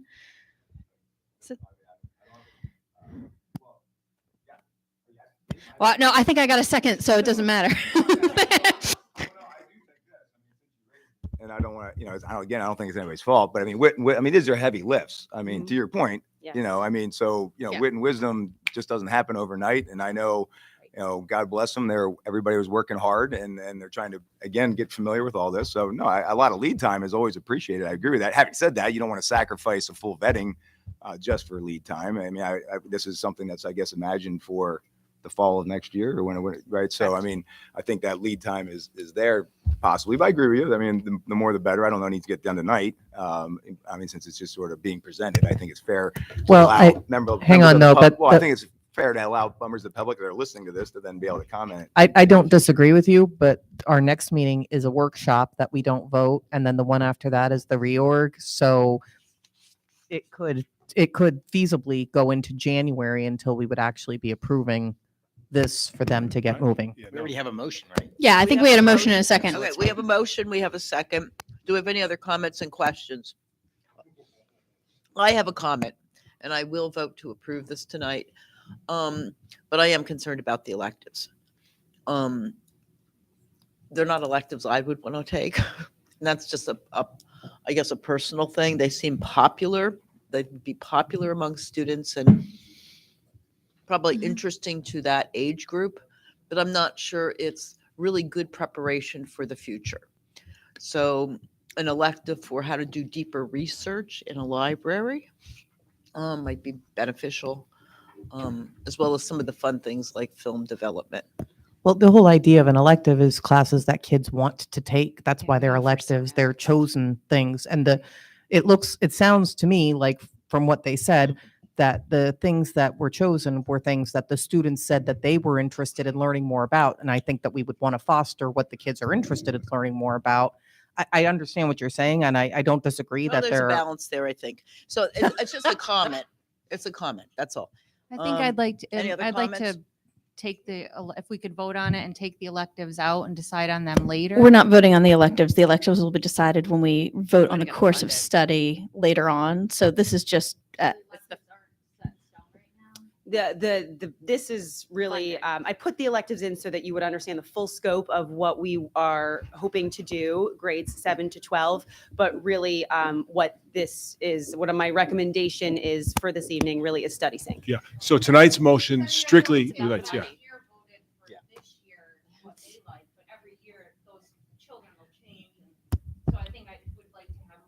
Yeah. That was focused on something everybody could enjoy as the years change. Right. Just as a, So as a it's point strictly of, in sync. it's strictly study sync is our, Okay, our. then let's is just, what we're let's voting keep on. it there. We've had the elective Right. discussion. Dr. Yes. Whale, did you want to say something? No, call to vote. Yeah. Okay, let's call the vote. All in favor? Aye. Anybody?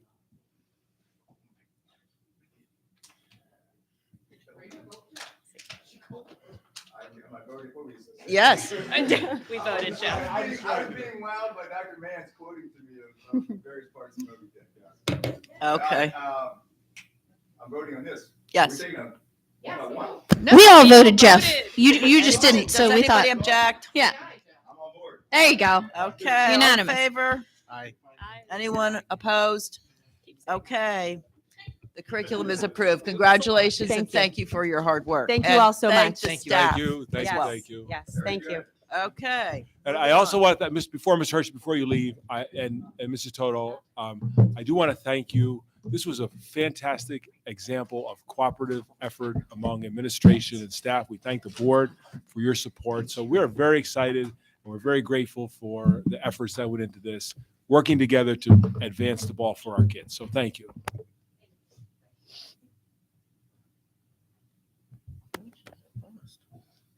So moving right along into the much hated presentation of the library, which I feel like is going to be a snapshot since I'm hesitant here. Jeff is, Mr. Dimming is all ready to go. But good evening. Thank you for the opportunity to provide an update regarding our efforts that have been dedicated to the district goal, which is the development of the menu of options for an enhanced Southern Lehigh High School library. You have been very much provided with a detailed narrative. I'll call it a narrative, but it really started as a brain dump. And then we were able to kind of distill that and organize it a little bit further. And you can see kind of that process that took place. If you look at the document you received from backwards to the top, that was how the brain dump started. And right now I'm just going to provide you with the critical planning areas that we've identified so that we can kind of continue to move forward. This is the beginning of our process. This is not the end of our conversation. I know Dr. Mahan made that very clear in his update, but we are really very much in the theoretical stage of this process. And as we continue to move forward with our efforts, we will approach the operational aspects of this project. Our vision will focus on a learning hub. A library will be a dynamic environment for learning, innovation, and exploration. Our library will be a collaborative space where it allows individuals to create, invent, and learn using a variety of tools that are either high-tech or not tech-related at all. To make this actionable, like I said before, together, we organized and distilled this goal to include some fundamental areas, which include planning. This will focus on the identification of desired student outcomes and skills, alongside of identifying the materials and services we will need to accomplish this project.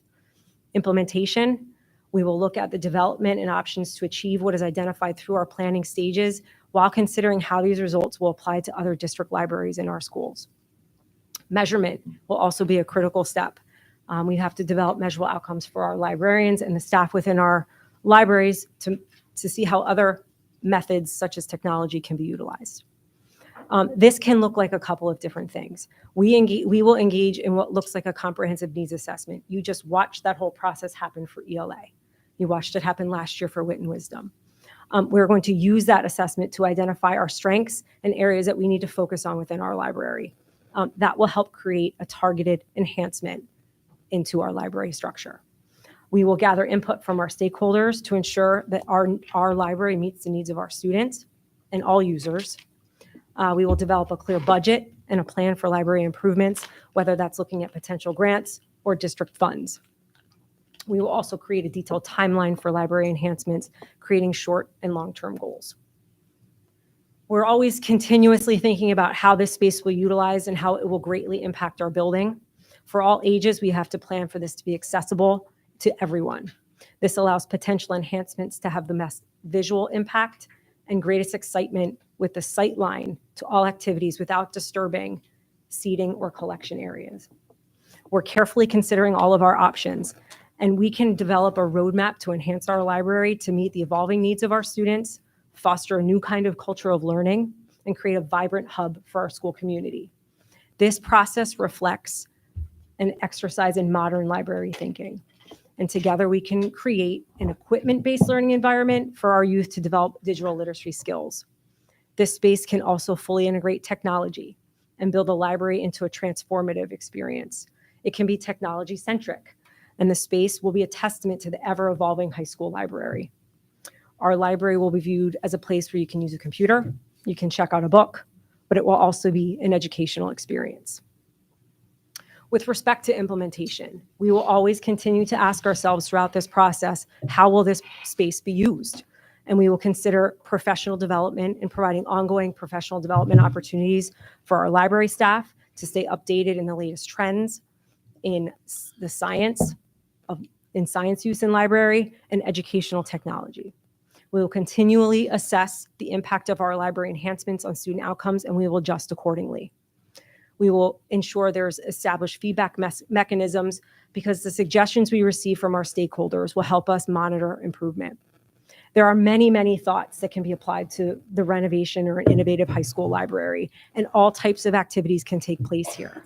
Inviting potential users for feedback and gain an idea of their interests will help us refine our vision and ensure that our space meets the needs of our students. Our high school principal recently participated in a meeting at Bangor High School where that space was just recently renovated. And you can see a few pictures up there. Tomorrow, That kind of looks like the common room at the Lehigh County Jail. Just my, well, I've never been to the Lehigh County Jail. no disrespect for the fine folks in Bangor. But I mean, it's like Cinder Block. I mean, there's not a book in that picture. I mean, it kind of blew me away. Is there a book in there? I'm sorry. I've never been to the Lehigh County Jail. Fair. That was a trap question for you, Karen, and you were right on it. I did not fall for it. So we will be visiting tomorrow to look at this space and also to gain feedback and perspective for some of the steps that this administration and this team took on in a renovation. And you are seeing the more tech side of this space. Okay. We also met with our architects of record in the month of September. And during this meeting, much discussion took place focusing on the vision for the space to further align with our cutting edge curricular initiatives, of which you just learned about. This was a very robust conversation, and it included dialogue mostly focusing on these points as you see up on the screen. Flexible use of space, updated technology and resources for students to support classroom learning, connecting students with people in places outside of their community, video conferencing, virtual field trips, esports. That's the section you saw, Mr. Dimming, was the esports section on those pictures. Maintaining a traditional library element, including updating and looking at our book offerings and how those are presented to our students and what they look like in that space. One of the bigger questions we kind of left that meeting with was, how can we work with the existing footprint? What should stay and what should go? Those questions have yet to be answered. As we take our next steps and as we look ahead, we will aspire to continue to engage even more thoroughly through collaborative efforts with our stakeholders throughout this implementation process, with the recognition, though, that some of these efforts and construction itself could be a multi-year lengthy process. Even more, we have been working diligently to update our curricular areas across all K-12 content areas. Right now, you've seen big presentations on ELA, and we have prospective content areas that are up next for assessment and review. We maintain our goal to support the implementation of research-based instructional practices and teaching practices in every classroom. As this vision becomes a reality, it's imperative that we have a high-quality, cutting-edge media center available to the students to support the exceptional learning that our students are experiencing in our classrooms. So again, this is just the beginning of these conversations. And as we move forward with this project, I look forward to providing you more updates and providing you updates with our progress along the way. No. Thank you, Karen. Can I ask a question before Jeff goes on his rant? Because in all honesty, I'd like to be serious about this because I'm kind of embarrassed. First of all, no, thank you. It was a very good presentation. Thank you for looking into this. I'm kind of embarrassed sitting on the board when the library, the building has been kind of left, the room has been kind of left to shambles over these years. Kind of embarrassed to hear that we haven't had a librarian for 10 years. And I know there's a lot of joking involved, but we've had multiple members here who have been on the board for many years, I think 16 years. So I'd like to understand some context here as a relatively new board member. How did it get that way? How did we not replace a librarian? You said you've been asking every year, Jeff. Like, how does that happen? We've had somebody who's been president multiple times. Like, how do we let that happen? So could you just kind of educate the current board as to, how that happened and just give some context? I mean, I know there were previous administrators, previous administrations where that happened. Did they just say, no, we're looking at a different direction. Education is no longer traditional books, traditional learning, or, is technology taking over? Like, what did previous administrations tell you? And if you could just provide us, any other board members who have been here that long, provide us some context so that perhaps I can understand. Maybe, education is moving in a different direction at the high school, but I'd love to hear, some context. I know, Jeff, you usually like to go second. I'll make this brief, which is the elimination of the high school librarian is a decision that was made prior to even my time on the board. It has been that way for a while, and I think that right, but I'll just a little bit more.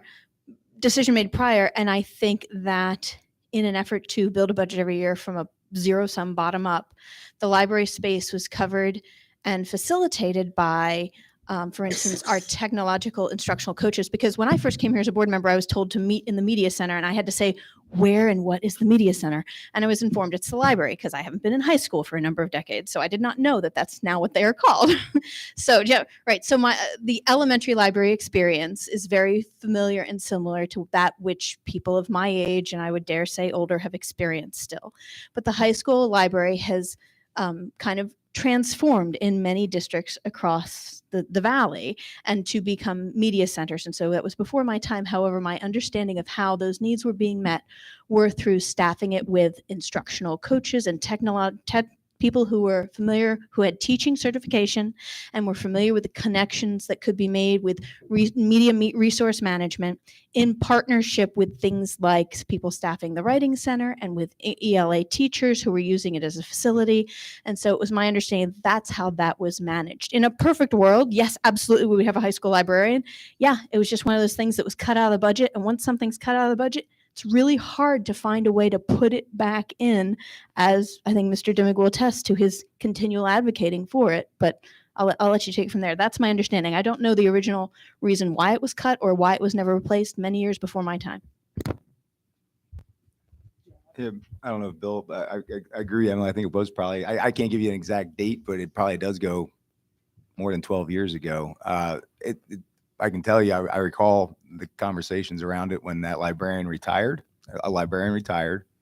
and that was in and around when we eliminated German as a language. I mean, these were pretty contentious things back then. The budgets were tighter in some ways. It's hard. It's funny for me to remember back, not to reminisce about my time here, but I mean, we would fight over, kind of pencil budgets sometimes. I can tell you the calculus certainly was in and around the cost of a librarian, and that there was a savings possibility there when that librarian retired. But I think in fairness to that, and I don't know how valued that was by the building principal at the time and or the administration. I think that was by Superintendent Chrisman. That would be my recollection. But I don't think it was an anti-library thing necessarily as much as it was a budgetary.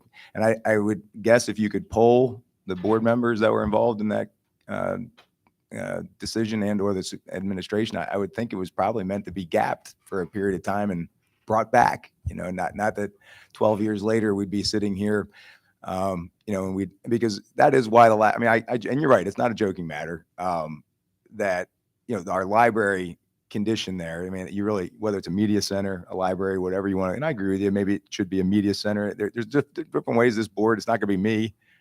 This board can look at it, and I don't think we should be in the box of a library exactly. That's probably not what's needed, but certainly what we have there now is just nothing. I mean, I was watching the Phillies the other night at a family's house, and I was asking, this topic came up, and I was asking some of the kids that were there, and they'd never been to the library in this building. I mean, they're in the building, and so the reality is nobody goes in there. Why would you? I mean, it's kind of depressing.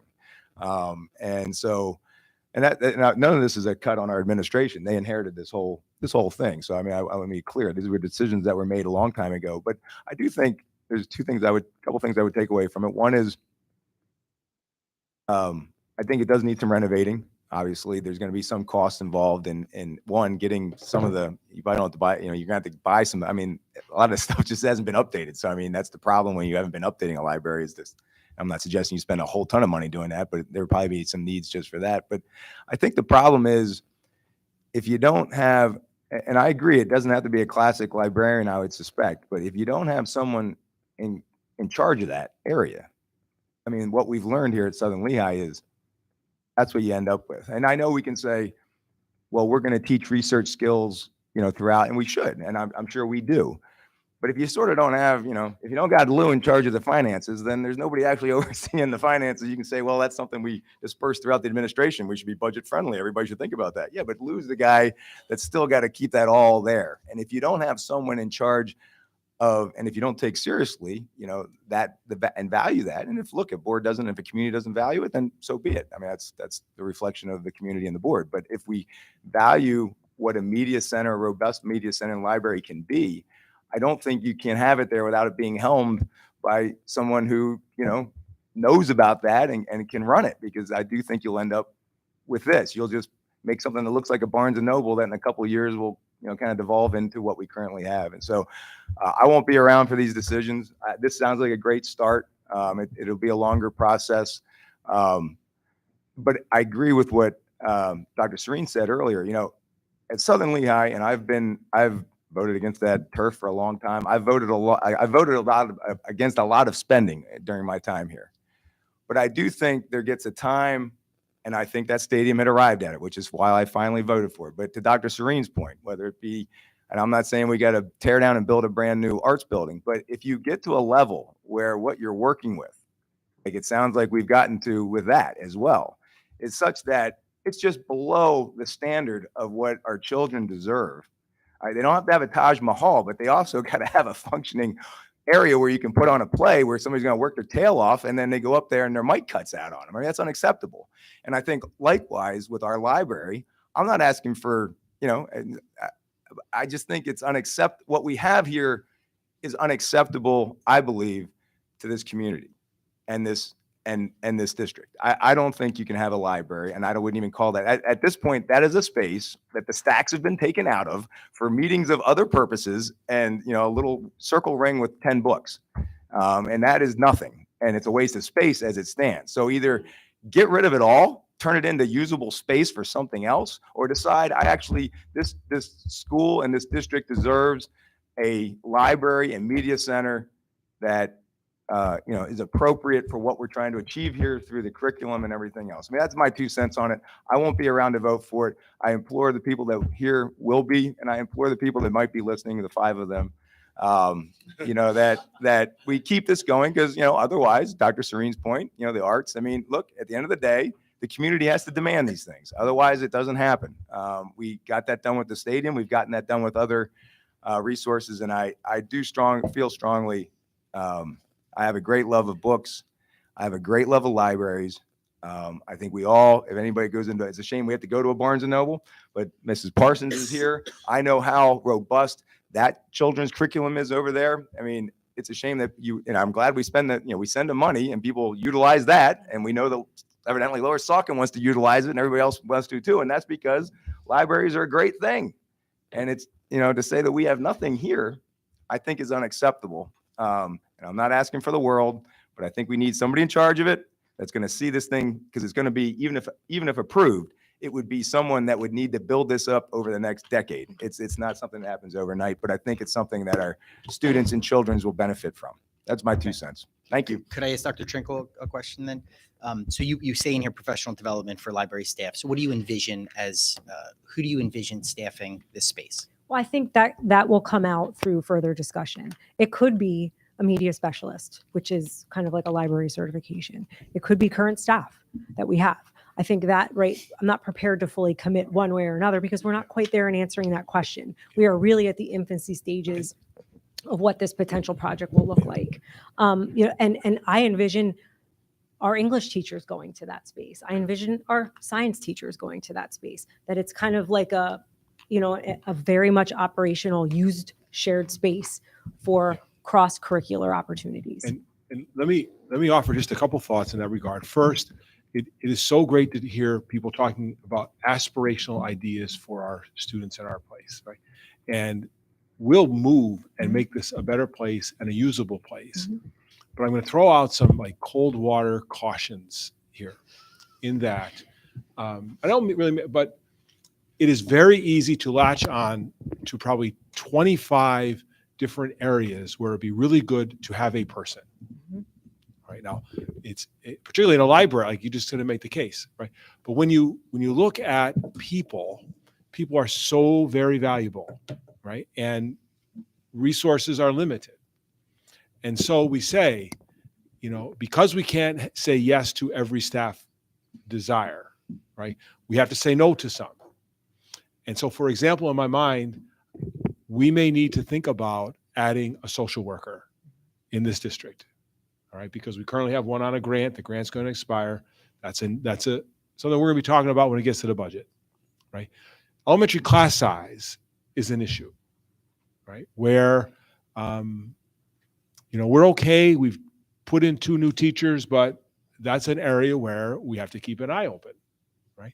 And then as far as aspirational programs, what about bringing in a new computer science teacher who has really great skills, right? Who might be able to, based on those skills, elevate our, and I could actually probably talk about 12 or 15 different options that in and of themselves, no one would disagree with, but in their totality would really be a challenge in our budget. And so that's just an overriding thought that this position, while fantastic and exciting, has to be viewed in the context of our overall staffing challenges. And then the other aspect to this is that, and I agree with Dr. Trinkle, there are many different models, and there's many different ways to have a great thing. There's a lot of ways not to. Our current thing is not to. In other words, so the status quo is unacceptable. It has to be changed.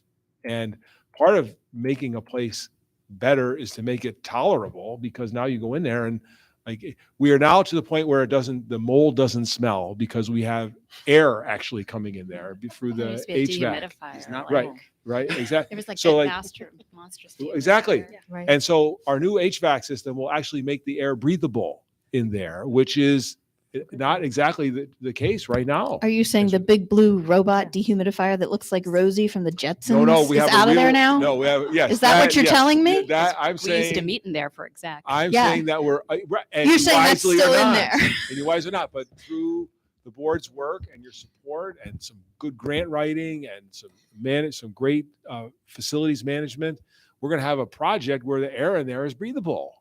All right. So it's just kind of like a precursor to this. So we're going to move forward with it.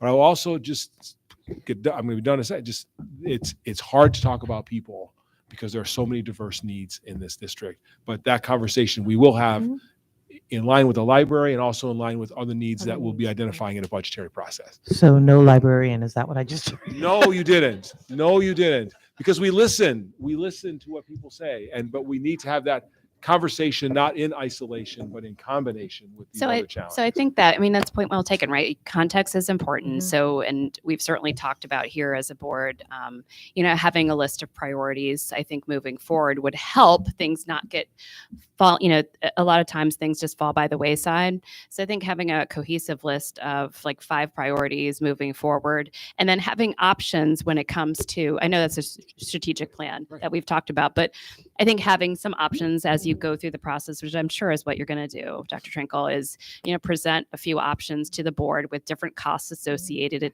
with it. And so I think that's why it's important to also discuss and come up with options with respect to necessary items for arts that, you know, short-term, you know, stopgap measures cost-wise, so that you can kind of see how much you can do of one certain thing and create balance between competing interests. Because resources are always going to be limited. It's not going to be a problem that goes away ever. Correct. So, We're just not there yet in Correct. this project. That will be progress moving forward. If I could, So, go ahead. thoughts. Go ahead, Bill. And, you know, back to your question, Chris, I mean, what Jeff recounted is pretty much exactly it from the history. And it was that I am, but it's not picking anything up. So there we go again. S- You know, okay. The district went through from 2008 through 11 a time of, you know, and if you think about the economy then, and we may be facing it again soon, went through a time of recession and belt tightening. And when people retired, it was routine that they were not replaced. It actually started under 3 superintendents ago because Dr. Liberati was the superintendent at that time. And then right as I came onto the board, unfortunately, he passed. He was retiring anyhow. And Chrisman became the superintendent, and then Evison. It really wasn't a priority. It was never something that they brought up actively. Jeff brought it up actively that we needed to have a librarian there. And that space has become pretty much what the stadium was prior to the renovation. And if I haven't learned anything on the 12 years now on the board, if you're going to spend the time, make the investment. Make it into a usable, welcoming space, staff it correctly so that people are benefiting from being there. They want to be there. And what's housed in the facility has what they want, which I actually, as I'm leaving this board, for the first time ever in those 12 years, feel that we have an administration that actually gets that. And I think we ought to start supporting them and working with them and raising a hand to give them our thoughts in a polite, constructive way, as opposed to trying to break them down and come at them. And instead of being constructive, come at them. And this is to the community and the board overall. Come at them with a solution and a thought that we could explore together versus barking at them. Because this administration, again, for the first time in 12 years being on this board, actually gets what we're trying to do and are trying to find the most cost-effective ways to deliver excellence. And that's something I haven't seen, but I'm so thankful it's finally here as I'm leaving this board. And I really hope that when we invest, we do it the right way with the right outcome and put the resources against it that's truly needed so it's successful and it's not just an exercise. I agree. So thank you for that. And I'm glad you went first, Bill, because well said. And what I was going to say in conjunction with that is, although we can't necessarily undertake all of this, you know, as Dr. Mann was saying, some of these need to be, there's a big wish list here and there's a big needs list here. But I would say that through the wonderful presentation made here, a few bullet points, 2 bullet points I saw, and the combination between visitor comment tonight, and as Mr. Dimmick said, if the public asks, we don't know until you ask. So it's great to see community involvement in that way. And thank you for coming out tonight and all of you who are sitting here tonight. But I would say that one of the bullet points I saw was the connecting students with people and places outside their community through video conferencing, virtual field trips, and esports. As a board member, I participated in a wonderful video conferencing opportunity at the middle school years ago. I believe it was connected to Veterans Day, when a very high-ranking military official was displayed in our auditorium. I see Ms. Parsons and some English teachers nodding in the background. They were there too. When a video conferencing was displayed in the middle school auditorium, because they had that capability and they set that up so the kids could interact with a very high-ranking military official, and it was a wonderful video conferencing field trip kind of event. I would suggest in combining the 2 ideas we heard tonight with the music theater auditorium at the high school and this video conferencing idea, I know that every year one of the expenses our music and theater program has is the rental of a projector for theater productions. And the rental of that projector saves on physical set construction because we do not have the space or the capability to store sets and build sets. So the addition of that projector would be a tremendous asset to both virtual field trips, a potential library type media setting, and the theater and music program. And it's something that is achievable now. So that would be my one suggestion to explore. Just in my experience in this community and hearing all these things tonight, that's what came to mind.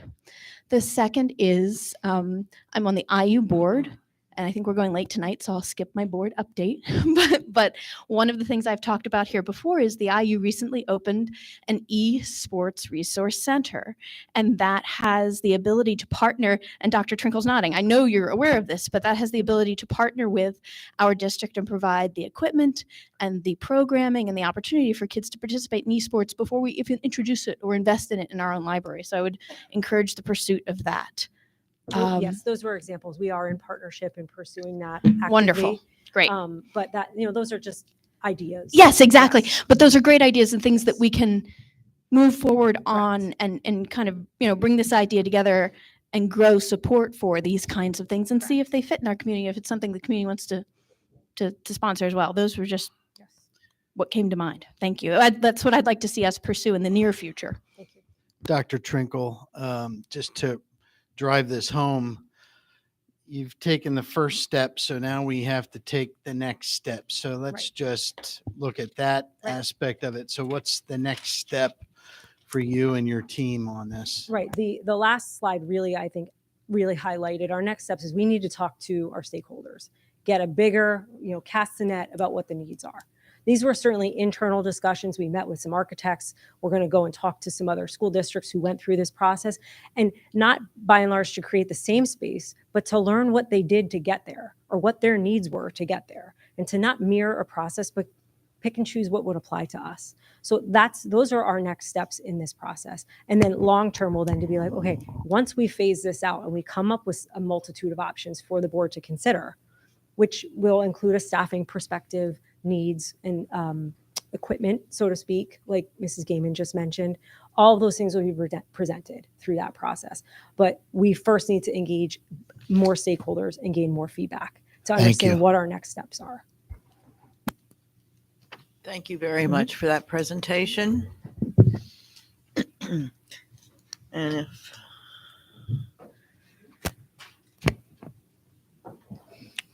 Heard and seeing that the night is moving along, we do have the all-day kindergarten discussion. And is that something we would care to take up now? we have put off the all-day kindergarten Okay. discussion meeting after meeting, as we have put off the library discussion for decades. Right. So I think we need to have the all-day kindergarten Okay, good. discussion. Good. And so, right, that's right. How about we establish some rules? We just have. Oh, really?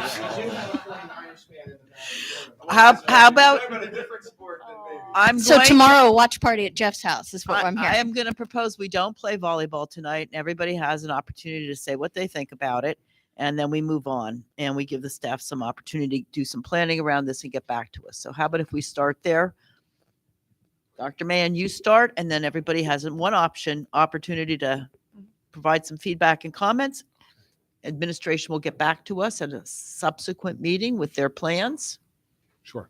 And and we decisions, and then we'll move on. Right. Okay. And so we, unlike having a recommendation for the English language arts or a plan to move forward with the library, this is far more open-ended with respect to a discussion. And so first, all-day kindergarten would be we'd have to do a facility plan, and we would likely have to bring in someone to assist us in trying to see what does it look like with respect to our facilities, has an impact on transportation, certainly has an impact on staffing. So it is a big decision, right? So that would be the first. It is not an easy thing, and it's not something we would start in the fall this year, but rather we could probably do it in the fall. If it was something the board wanted to do, it would be the fall of the following year where we would be able to implement it.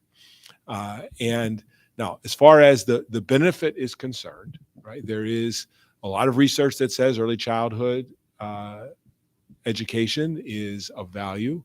It is of greater value to those students who are underserved. And so students who are coming from homes and families where they may not have all the advantages of others, that it has a particularly good. But then there's also some additional research that says the gains that are made in kindergarten are not necessarily durable, in that they may not last through multiple years going forward. Certainly, there is a value to childcare for this. Parents, when they have a half-day kindergarten, spend would be much relieved. It is a very fair question to say, is that a value that the district should consider in its programming? And again, I'm sure that will be part of a very legitimate discussion here. And so those are the very broad strokes of, maybe the decision or the type of conversation we have. But ultimately, if we say, look, let's go with this, or at least let's really advance the ball, the next step would be to come in and do a facility study specifically tailored to what does all-day kindergarten look like in this district with respect to facilities, staffing, transportation, food service, curriculum materials, all of that. So that's, again, the broadest brush framework, and I look forward to listening to the board members' input and how we might move forward or assist in whatever direction you care to offer.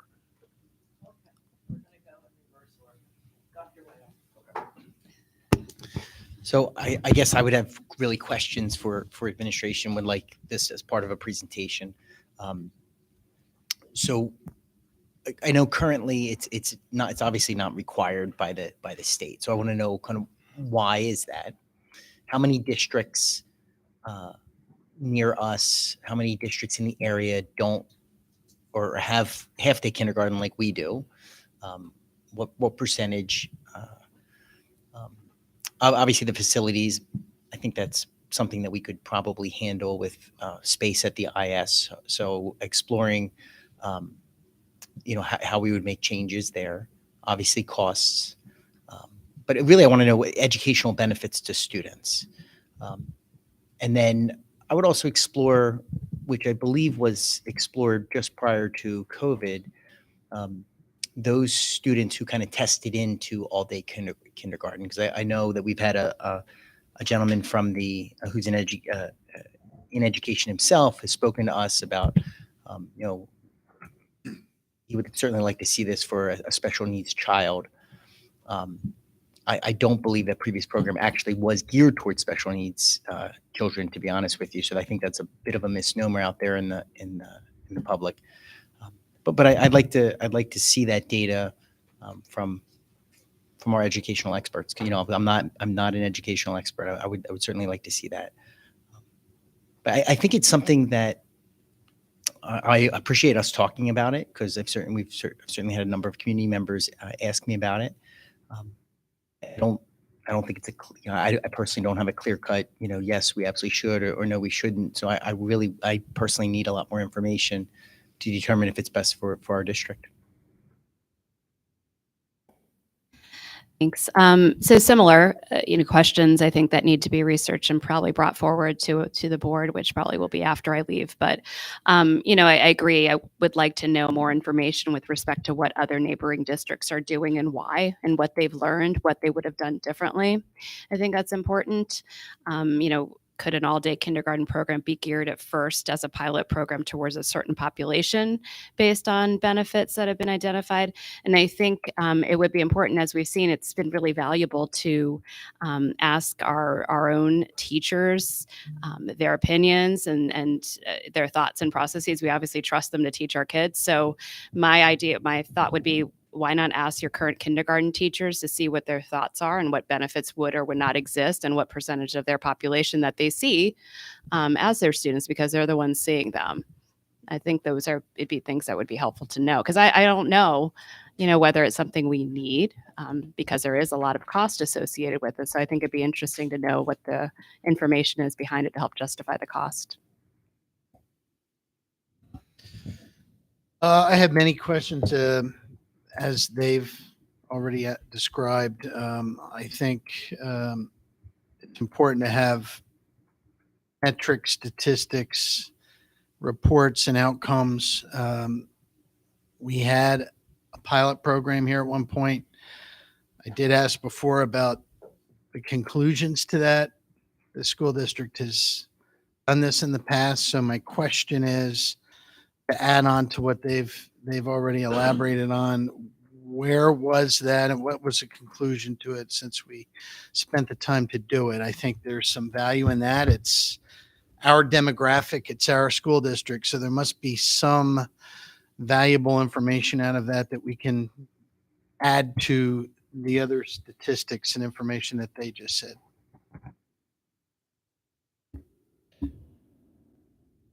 So can you hear me? Okay, good. So I think one thing we do need to correct what that past program was and was not. It was not a special needs program. It was not an all-day kindergarten program for the entire class. It was for individuals that through the process of educating and evaluation seemed like they needed additional help. They received a more full-day program. That's what it was. It wasn't anything more, wasn't anything really beyond that. There were supposed to be metrics tracked. Those metrics were never really reported out to any push that showed there was a drastic change. But then I don't know how long we stuck with those kids to see, was there a change in grade 1, 2, 3, as they went on. As far as the program itself, I'm kind of curious of the current board members. Did any of you go through an all-day kindergarten program? Do you even remember if you went through an all-day kindergarten program? Because I did. But I grew up in the western part of the state, which biasly, from an education perspective, has done many things that the eastern part of the state I've not seen. All-day kindergarten was a very common thing in the western part of the state. It is now becoming more common here. I'm just kind of curious if any of you, by show of hands, did you have half day, all day? Okay. In terms of, questions that I would want to have addressed, I'm hearing, and this was just spoken to not too long ago, that class size at the elementary school may be becoming an issue. Putting an all-day kindergarten program in could be problematic since we have limited space unless we're going to be building more classrooms. And I really don't want to go back to mobile classrooms because we had those when I first moved here. I don't think that's desirable. So what does it do to the other grades to add this? I'm honestly less concerned about staffing because if it's something that's worth investing in, then you put the resources against it. But before investing in it, the other thing that I'm kind of concerned about, and this has been said by other board members in the past, is at that age, play is kind of an important thing too. And while structured education is wonderful, it also has its problems. And it may limit things in terms of creativity and other things coming out. And play at that age and just being able to do what you're supposed to do, to learn and to experience, is something that we need to factor into. And I don't know that being in a classroom is necessarily the best thing to encourage there. So what's the value? What's the impact? And not just the cost of doing so, but does it truly help the educational process? Does it help relationships? Does it help in terms of, how that child may bond to others in terms of their classmates or their parents and their family, et cetera? Because I think there's a variety of dynamics that families in this district have that for some, it might be a wonderful thing. For others, maybe it's not the best time to be sitting in a classroom all day. So. Hello. Yeah, I have all the same concerns as the other questions. And I also would wonder, what if a parent just doesn't want to send their kid to full day? I didn't want to send my children to full day. And then what are their options? And also there are some kids that just aren't going to be ready for full day. To play off what he said, they just need to be home or rest or take a nap. So I'm wondering what we do with those children and parents that either don't want to or really just aren't ready to sit all day in a classroom at that age. They could be younger. So those are really my only concerns on top of what they already said. On my time on the board, this was a focus, and I have sat through numerous conversations and committees and groups on this topic. So as far as kindergarten in the state of Pennsylvania, because it's not required to address Nicole's concern, we could offer a half-day program. Parents can choose to opt into no kindergarten, or we as a district could choose to offer a half-day program. I think that would be a good stopgap to poll the community to see what they would be interested in. Whitehall recently asked their community about full day K, and the overwhelming support led them to install modular classrooms. Instead of rolling out a prolonged building project, it led them to actually provide modular classrooms so that they could institute full day K much sooner, because when they talked to their constituents, that was a high priority. I do believe we are the only school district in the county that does not offer full day K, if not a much larger circle. We are a rarity. I have been interviewed by reporters and newspapers asking why we don't have full day K and if we are in discussions for that. Not that that's a reason to, but if the community is asking for it, I think we owe it to them to explore it. I would be in favor of exploring it. As far as learning through play, kids absolutely need to play. I have my elementary education teaching degree, and part of the problem with half-day kindergarten is you do not have the time as a teacher to structure learning through play. And you are right, Bill, kids learn exclusively at that age through play. They do not learn by sitting.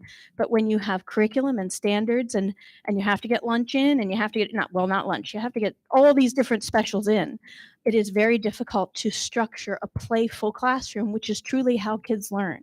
So that's another advantage to full day K. In addition to the kids we're talking about in this day and age, almost all of them, after their full day K program, the majority of our students either go to a different school to participate in full day K, or after full day K, they are bused to some sort of other full day program. So, like it or not, they're going to be sitting in a classroom. Why not have them sit in a classroom where we can foster productive educational play that could benefit our students and ourselves and our districts later on? There's a statistic that says $1 spent in early childhood results in being paid back $6 or $7 later on in education, in the benefits that those kids receive. Maybe not on a standardized third grade test, as Dr. Mahan said, but there are other statistical benefits, in our society and in our community to having that. And I hear what you're saying, Dr. Mahan, about disadvantaged students, but I would also suggest, I completely agree with what you said, which is also why I think Southern Lehigh has not pursued full day K as aggressively in the past as we might have. But to say that the vast majority of our students are in those kind of learning structured environments regardless, and because we don't have full day K, perhaps those most disadvantaged are the only ones who aren't in those environments, does also speak to the need to pursue it, I think, and offer it as an option. Almost as far as what our program had previously, as the pilot program and the program we did have, which was a focused literacy full day K program, almost all the staff, save maybe one, have left for other districts. So the ability to recapture that kind of data and experience in building, unfortunately, has probably escaped us. But the takeaways I do remember were that the issues with that program, while we learned a great deal and it was very beneficial, one of the issues was, in order to place those kids in a summer kindergarten screener, it is very difficult to assess whether or not this is a student who simply is being asked this kind of screener for the first time ever, and after a month in school, once they're exposed to the material, they've caught up and they're rolling along, and they didn't really, they're now taking the space of a full day K program that another child could have used, and in another half day kindergarten classroom, a teacher is saying, ooh, this one really could use some enhanced literacy, and you're kind of stuck there and you can't give that child the opportunity of full day K. I would want to know, how many students are we losing to other schools that offer full day K? Charter school tuition is a huge impact to our bottom line and our budget. And so how many kids start in a full day K program elsewhere and we don't capture them back because they are happy with the experience, and nobody wants to transition their kids back and forth between programs, and so they stay. And what funds do we lose? Similarly, Charter for the Arts, I believe, is one of those top charter schools we pay tuition to as a district. We lose money to Charter for the Arts. How much of that is through because of our facilities, perhaps? And could we recoup? Would it be a savings if we spent that money there? Same with full day K. Let's see. I think I've talked for I think I covered all the points. It is a topic that was very rich and robust discussion.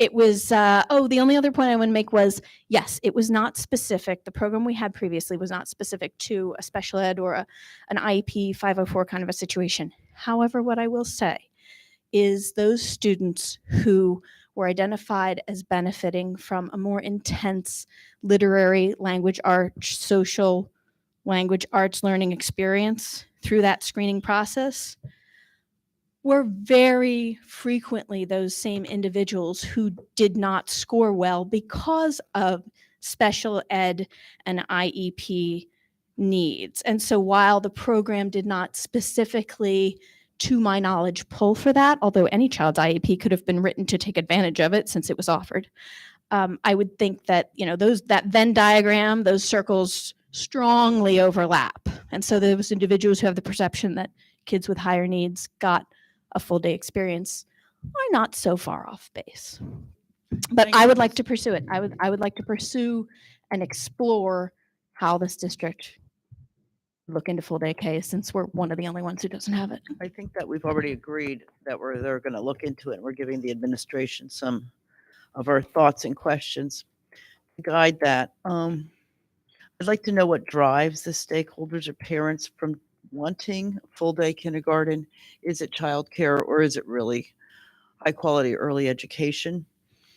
I'd be interested to know what the current curriculum is for half day kindergarten and what we do with folks. How much of that time is education and how much is it creative play?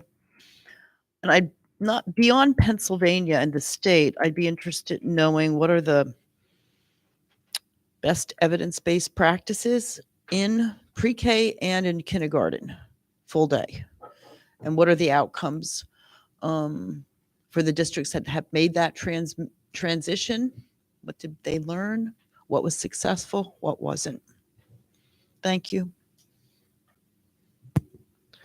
I don't have much to add that hasn't already been said by everybody. By the time it gets down here to me and Jeff, we're I always got something to add. Of course you do. But no, everybody's pretty much said.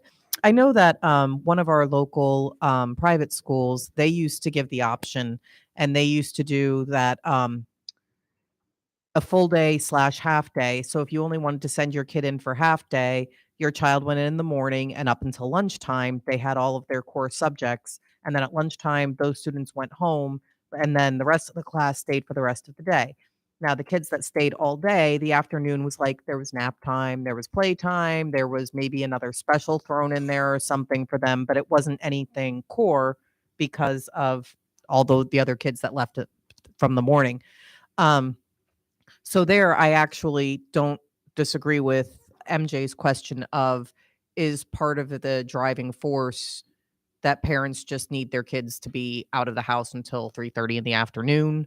Or is there an actual, have other districts noticed an educational benefit to those kids staying for the whole day? I would be interested in knowing that. And, or do they think that they would actually those children would be at the same place if they only stayed a half day, but they offer their parents a full day option because they can?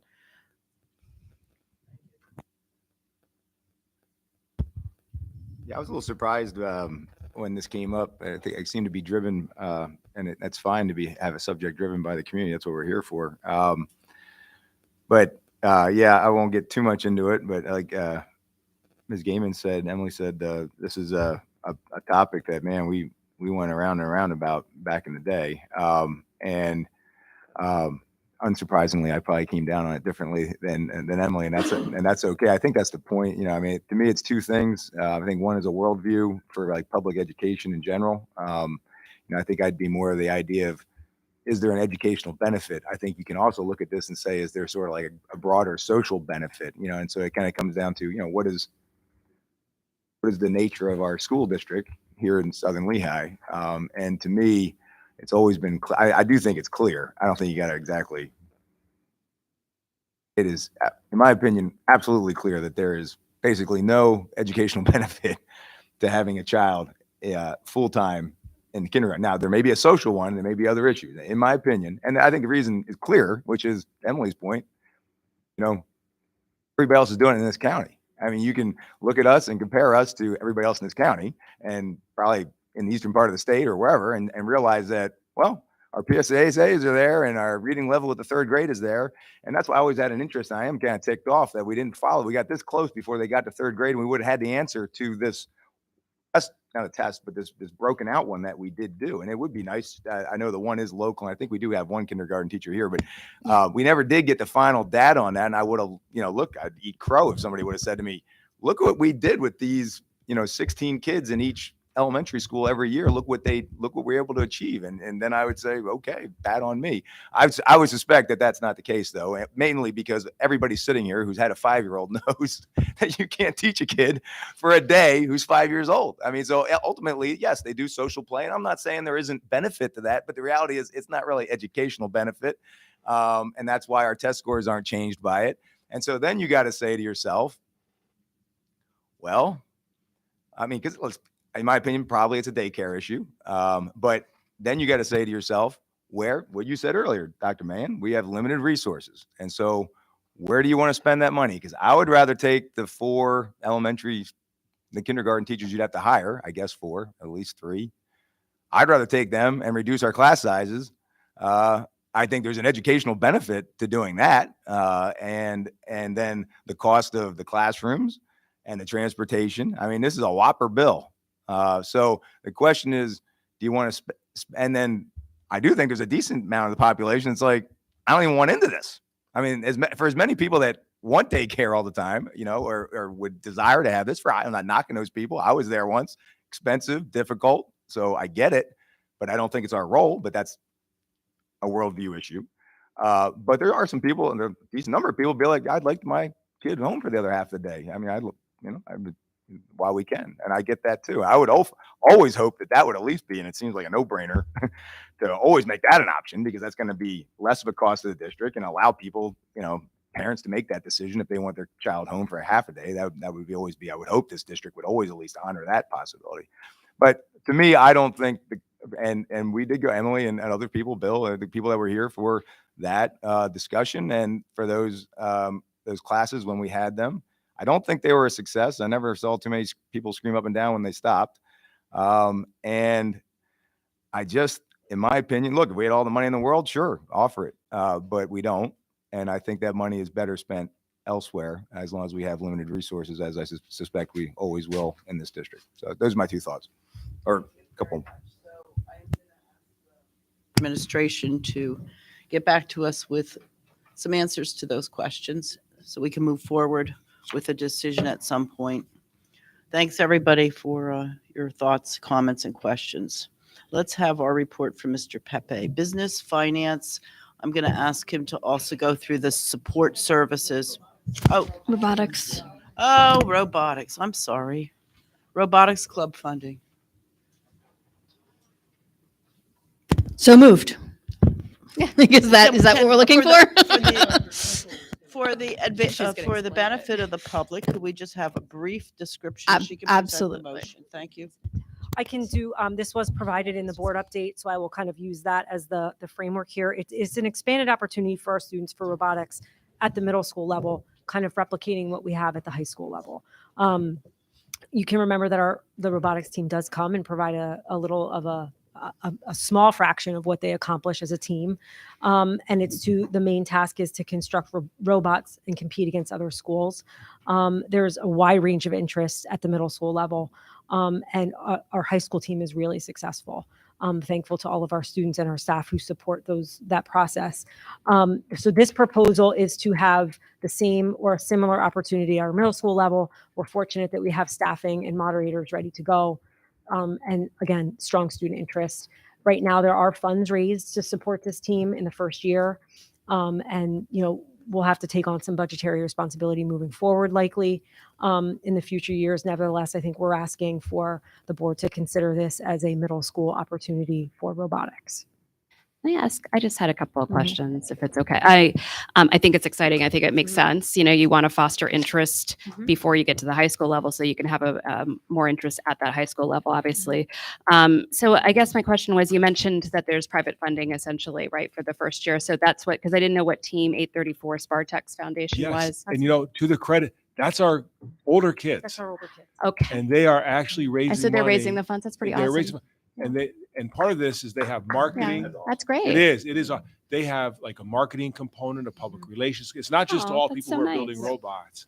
So they are like, it's amazing the great thing that they're doing. So are they, so I would understand then they would be the ones leading the club as well? Or would we have like a member of the community, like who's going to, I guess, we would have lead moderators, them? but Yeah, then who's also the there'd be, moderator? the idea is like build a strong connection among the teams so that they, Right. and the moderators. And so it's really great. And we look to integrate both teams. So I guess my question would be then, would there be additional opportunities because to have something like this start even earlier at the IS level? And I think just in general too, I think this is fantastic. There weren't a lot of clubs. There aren't a lot of clubs available after school at both the IS. I mean, I know there's some volunteer community organizations, but it's mostly sports based, which is fine. But I think it would be nice to have more opportunities at the middle school level, in particular for clubs after school, because then they get so many more opportunities in high school. I think it'd be easier for them to decide which ones, because I know they have that club rush type of thing in high school, and it's really hard to kind of pick and choose. And my understanding is that there have been additional opportunities that have been discussed, and I know we're running late now anyway, so I just didn't know if there are differences with respect to how an organization can, I guess, how do clubs like this start up? Like, you can have your clubs that are led by the actual school itself, right? That are Southern Lehigh endorsed, and then they start off potentially funding and then eventually become a budgetary item for us as a district. But what about the number of, I guess, STEAM opportunities that have been presented that I've heard about from community members that would be private and would just require the use of facilities? I'm just wondering what the process is for Yes. approving that having an outside facility reserve space, because I know there's a website and there's now a chess club that's starting at the IS, yes. but I know that there were other opportunities that were offered, and like a reading Olympics, a math counts, a model UN. Like, these all sound like great things that it'd be nice to have as a district for our kids. But I'm just wondering what the process is, because we get a lot of flyers for outside facilities do. and outside activities that are being hosted by our school.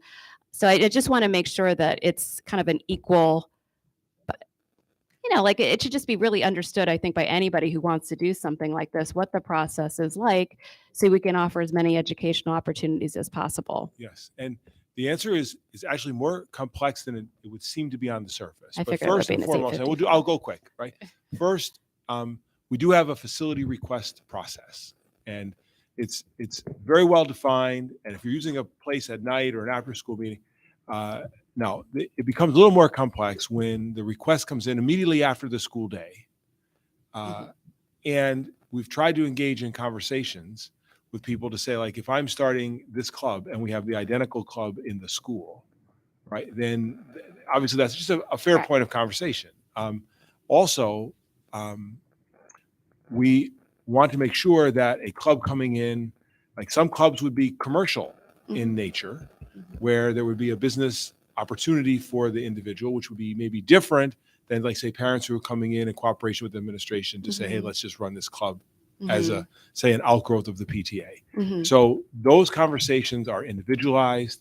We have a bias toward providing opportunity, but in the same way, there are certain expectations of policy and just really interworking with the building at that hour after school that we would work with. But ultimately, if it's an outside group who requests the use of the facility, they have certain rights around that, which we would want to respect.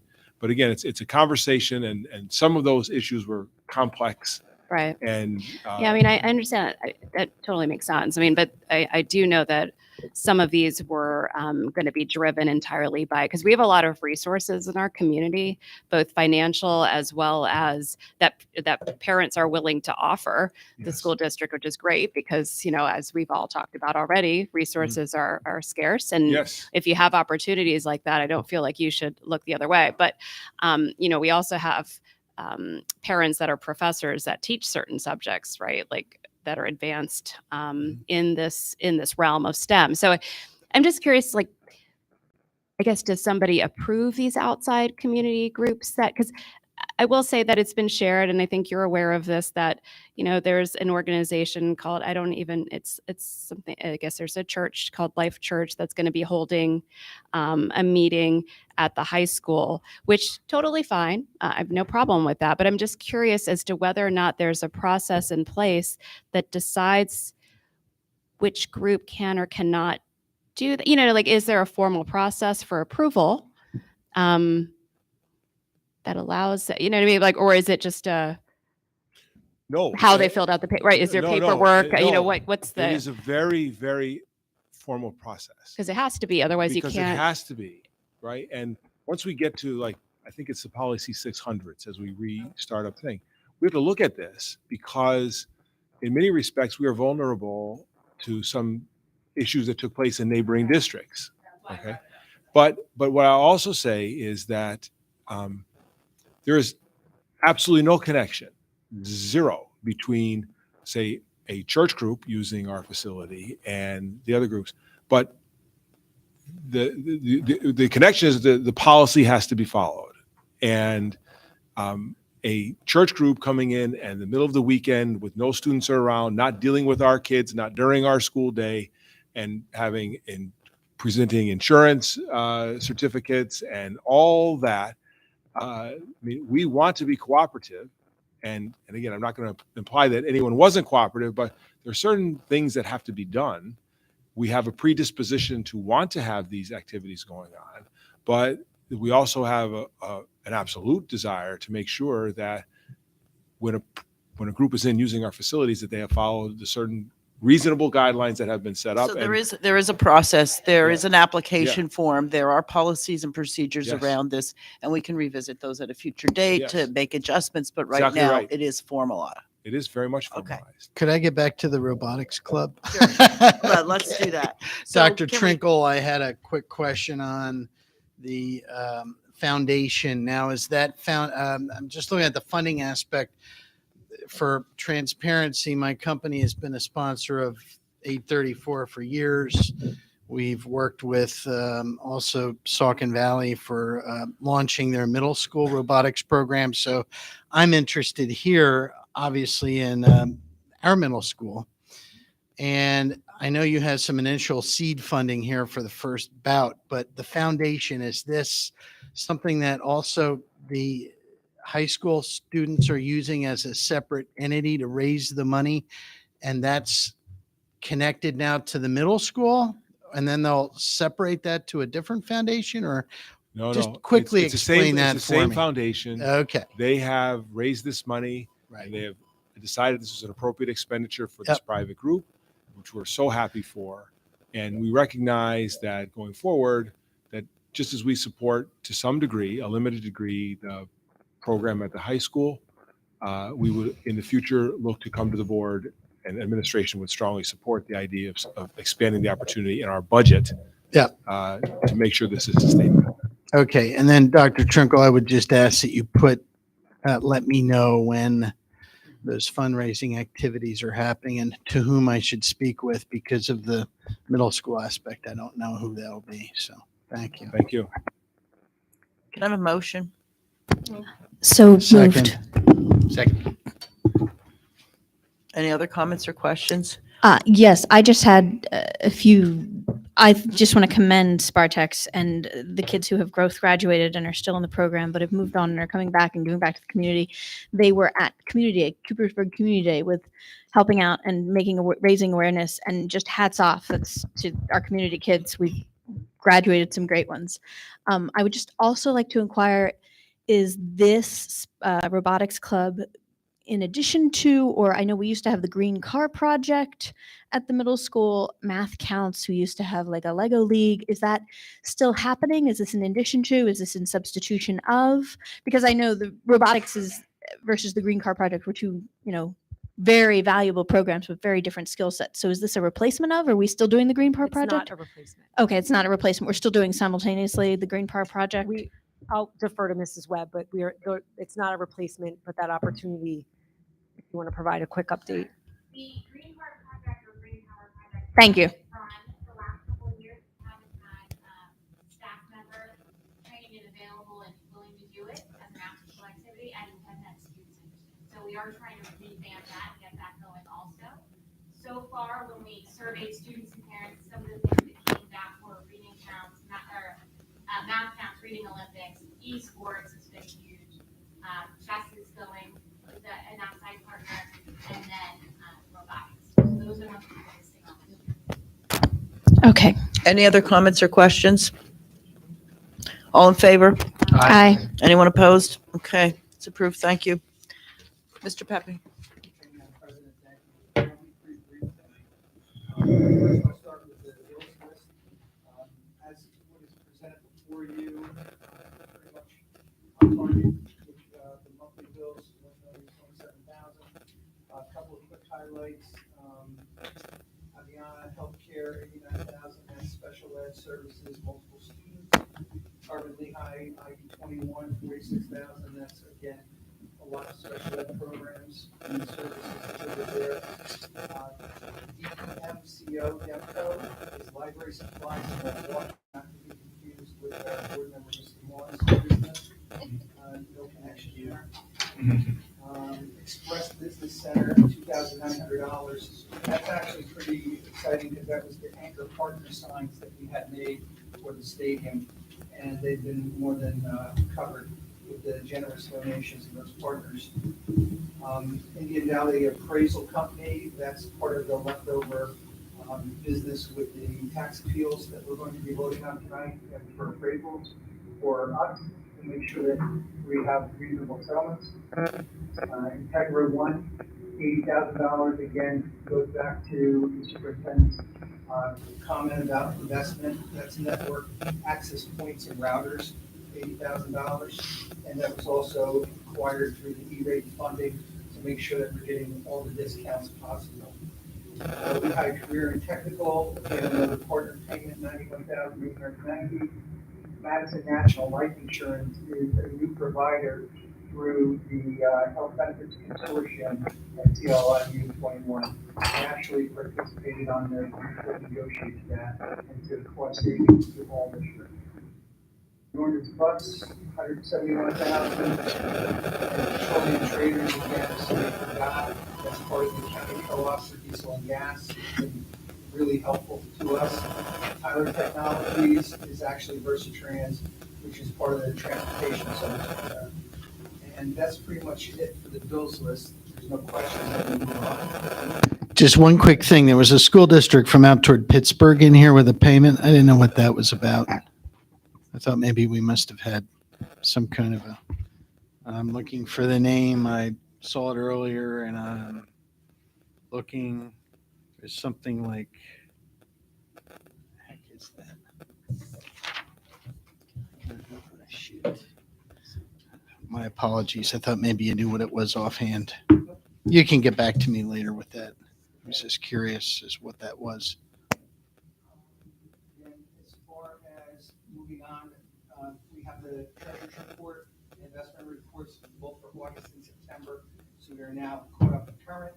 Things are still progressing very nicely there. Tax settlements, there are two motions before you. We have been working with counsel at King's Bride, or not King's Bride, but Sweet Stevens. These are items that have been actually carried over. One of them goes back to 2020 and 2021, and the settlement then moves forward into 22, 23, and we'll bring it current to 2024, as well as the other real estate settlement is again a case that had already been previously settled with Sweet Stevens, and this was for an additional year. And this is actually coming up, which is more in benefit to the board. Support services. Under support service, you're going to see another change order. And again, we are in a good position financially that we were able to look at this change order. This is for additional paving of 4,000 square feet of asphalt. This will connect the walking path that's under the current bleacher setup. So at that point, we will no longer have any of the crushed stone that's underneath there. That still leaves us with $93,000 positive for that project overall. So we were able to lock in at a good rate. And the way in which the rates determined, Halcon is the contractor who had already done paving out there. So we already had a square footage price as part of the schedule of values that had already been negotiated. That's part of the bid process. So we're not required to go out and get other bids. but we still went out and vetted the price anyway and found it to be a better price than on the market. Great, thank you very much. Thanks, Mr. Pepe. Can I have a motion for the items contained under business and finance and support services? Any other comments or questions? All in favor? Aye. Anyone opposed? Okay, those motions are approved. Dr. Ake Little, did I do that correctly? Okay. For the human resources section, we have 2 items. The first is the report.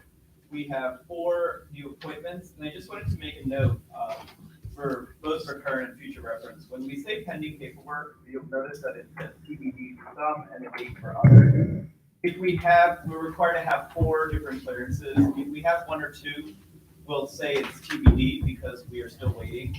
3 or 4 gets you a date because we know when you're actually going to get it to us. So a date is when you're right near the end. We have then, for extracurriculars, we have 9. Our new athletic director has been quite busy, and we're actually now putting in for winter sports, which is nice to know in October. Volunteer coaches, we have 4 as well.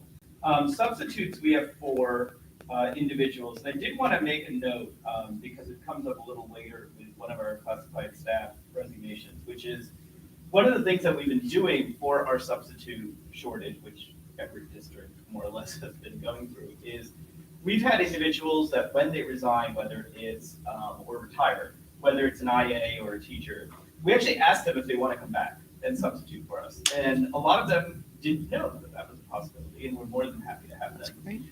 And so if folks resign or retire, well, retire is one thing, but resign for personal reasons, they still like to stay connected to our community, which is great, and we're more than happy to have them be a part of it and continue to offer their services if they can.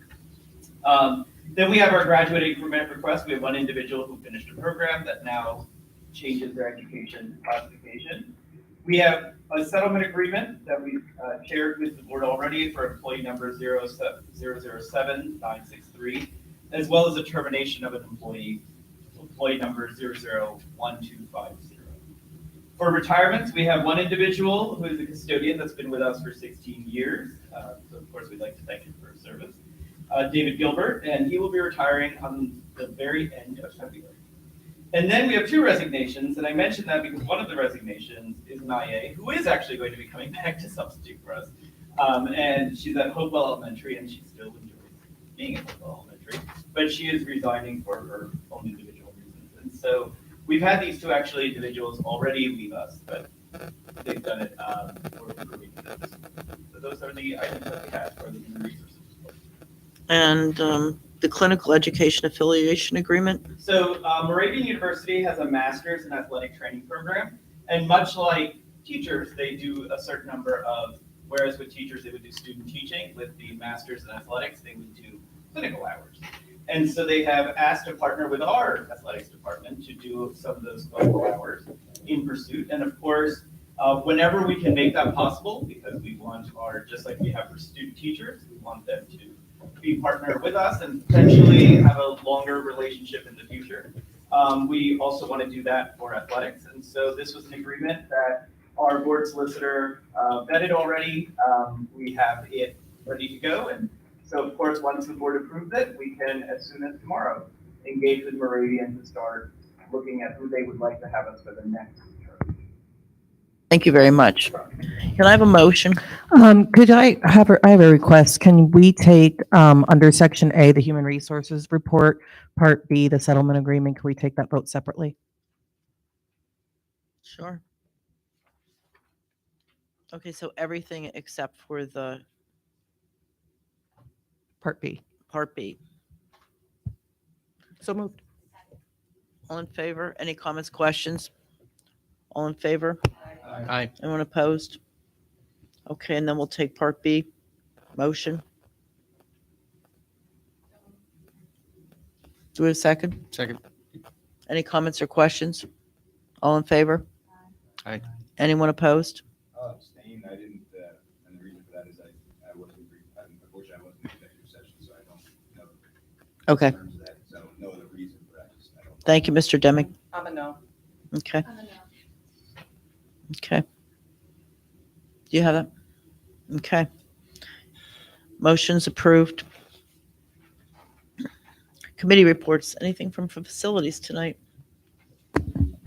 We talked about a couple of things from facilities already, but in addition to planning and EI associates coming in for that review next month, we did go back and go through the checklist of items, the punch list essentially for the stadium, of which the administration is taking care of those. And then the paving, which was brought up. And then there's a few small items, tree needs replaced, and a couple of other things, which if you want the punch list, Lou and his staff can send that out to you. The other thing was just the discussions about the HVAC and the planning, which will be taking place for that equipment and the work that will need to be done.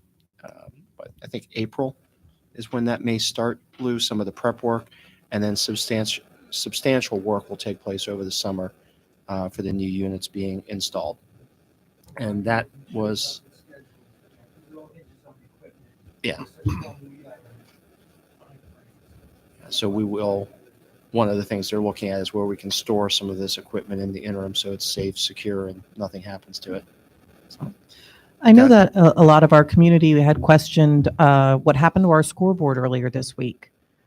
It was at the beginning of last week, right? That it wasn't it was for the JV game, I think. Or was it middle school? It was the middle school game. I just know a lot of people asked, and I wasn't sure what the actual cause was. I know it was fixed for Friday, so that was wonderful. So technology is a wonderful thing when it works. And in this particular case, it's kind of the equivalent of there's an antenna that the device that it can be anywhere on the field. There's an iPad that's used to communicate with the board. That antenna was not communicating with the receiving unit at the scoreboard, so it shut off. Is that right? That was their first excuse. That was their first. That was their. That was the first explanation. That was the first excuse that they made. To turn it on. That's what they originally thought. Uh-huh. And then they sent a field tech out. Right. And they found out there was something else and they were able to get it working. Okay. All right, because they were going to send a higher strength antenna, receiving unit. I have one for Verizon at my house, was kind of the same idea. And then they've had this other resolution, which I'm sure we can get details if anybody wants it. But the short answer is it's working, and the administration was not going to have it not working for Friday. Somehow it was going to be working. But they never gave us an actual explanation for what the actual problem ended up being.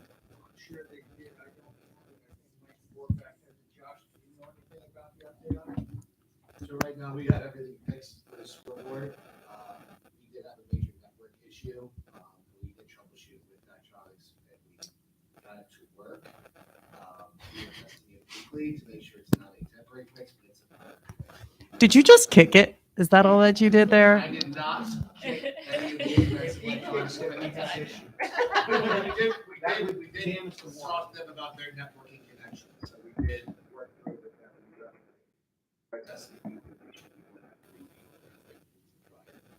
Yeah. Thank you very much. So can I ask, so do I test it? Good. Do I understand correctly that now the remote function of the scoreboard works from, say, the scoring table, regardless of whether it's up in the press box or down in the field? That has been, at least for the time being, resolved? Is that what I'm hearing? Or is that still a problem? And is that now? Okay. Well, I don't know if it's a concern with the football, when football games occur, but when other games are played on the field, there's a scoring table on like the opposite. Okay, and that's currently functioning now. Okay, great. I also had a question for the facilities team, committee rather, with regard to the scoreboard. The scoreboard is great and capable of many more functions than our old one was. This one really works well. But when other sports other than football, and Friday night was a success. That was great. And thanks to all involved in troubleshooting and getting that working. When other sports are playing on that field, the screen setup for that other sports and the capabilities and the methods by which those sports are announced are different from football. Like for soccer, for field hockey, there are shots on goal and there are, things like that are displayed but not currently utilized by our facilities, because this is new and there's a learning curve. We've done football in the stadium before. We have never had other sports in the stadium before. But my question is, are you planning for utilization of those other scoring mechanisms for next season? Because right now they aren't being used. So are you planning for the training or the yeah. Yeah.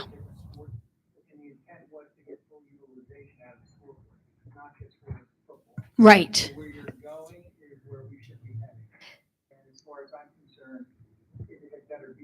Okay, good.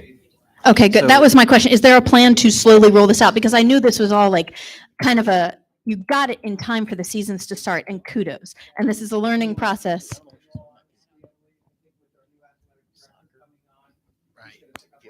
Yeah. Perfect. No, I don't either. All interactions that I've heard, No, all, and that's athletic fine. director is wonderful. I did not know if there was a slow rollout of those different features or not. Yeah, so Emily, it's currently being wasn't- used. It was used by field hockey. Field hockey had a different skin. What? Yeah, soccer Yeah, did. So my I'm not quite sure. my It is being currently. Yeah, because it's being differently. currently used, but hold on. Yeah. It's being currently used, but for instance, if you attend a soccer game, the skin is completely filling the screen, but the only features of that skin that are being used are score, home and away. It isn't, shots on goal or any of the other. It's like 0-0-0'd out. And also at football games, you, yes. Yes. Exactly what I'm saying. Okay. yeah. Yes. So, and also the video features on that will be, I assume, rolled out in other sports going forward. So real quick, let me address the question. The plan was and has always been that whatever sport is being played there, Yeah. what's being shown on the scoreboard is going to be the appropriate scoring and tracking mechanisms for that sport. Yes. Which is the same reason why we've lined it for all of the sports that we anticipated playing on it. Now, if some new sport gets created, we may have to install new lines, but for right now, all sports that we're playing on Southern Lehigh fields are accounted for on there. The scoreboard, and one of the reasons we chose Daktronics and recommended them was that they can adapt that board. And why we chose that type of board, it can show whatever needs to be pertinent for that sport. And it can also, or events. So for graduation, it can be adapted to that. Also, videos from that sport can be shown because I've seen, announcements for teams done through the scoreboard with videos and highlight reels. And I think that's something that we will evolve to. Okay. But there's a walk before you can run type of mentality that they've taken. And there's also training that has to be done for both the programming and the ads and things like that, plus the utilization that I think they've been taking slow steps. But again, it's been a point of discussion in the facilities.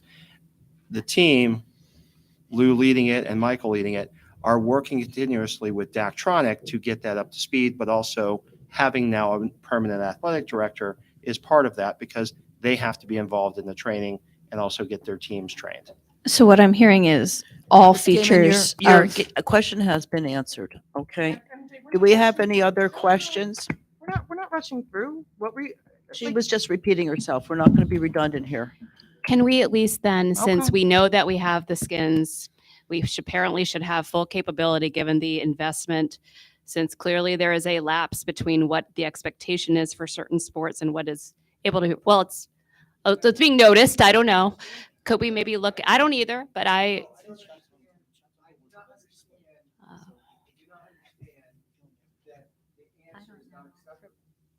You're asking if there's flexibility or if there's intent to use it for other sports, and you're saying yes. I'm asking if the full features of all the others. What I would No, say is we are I'm not asking- prepared to make a commitment or obligation to any particular thing beyond a statement that we are trying to expand this as best we can. But we cannot at this point sitting here say we're going to have shots on goal versus this and this video. We just can't. Okay, that was my question. Yeah. That So- was my question. Thank you for answering it. So, thank you, Dr. Mahan. So the full the board is capable of many things and is designed to be flexible. Great. We do not currently necessarily have a plan in place to utilize all those functions because that's a wish item, right? No, that is not. And let me rephrase. Okay. Okay. It's not we don't have a plan in place. It's that we are not here to be able to set. Our plan is to fully utilize the scoreboard as we are able, as we are become familiar with the functionality, as we have people available to do it, and as we go forward, we will continually be expanding the use. But we are not prepared to sit here and say, by a date certain or a particular time, we're going to be dealing with all of these. It may be that the video function is not something that lends well to the soccer scoreboard. I have no idea. But I will not sit here and say, well, we're committing to something we can't do. If I sit here and commit to something, we'll do it. But we are committed to expanding use of the scoreboard to meet the needs of all of our athletes who are there. Beyond that, we cannot be specific because we don't do it. Okay, And the people thank who you. do it will have to learn how, and maybe we won't have the right people, or maybe it'll be a problem, but we're committed to working through those. Thank you. Thank you. That addresses my question. The contract negotiations committee has begun to meet. That's my report for tonight. Do we have any other new or other business to discuss? Only that earlier, Mr. Dimick mentioned in the library discussion that we send funds to the Suddenly High Public Library. I usually expect to see a third quarter payment in this agenda, this voting agenda. Is there an update?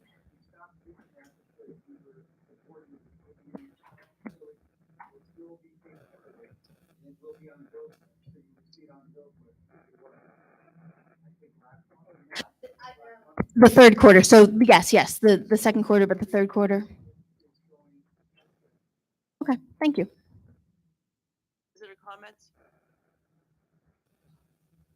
Okay, with that, we're adjourned. Well, then we had executive session. But board members may not leave. We have executive session.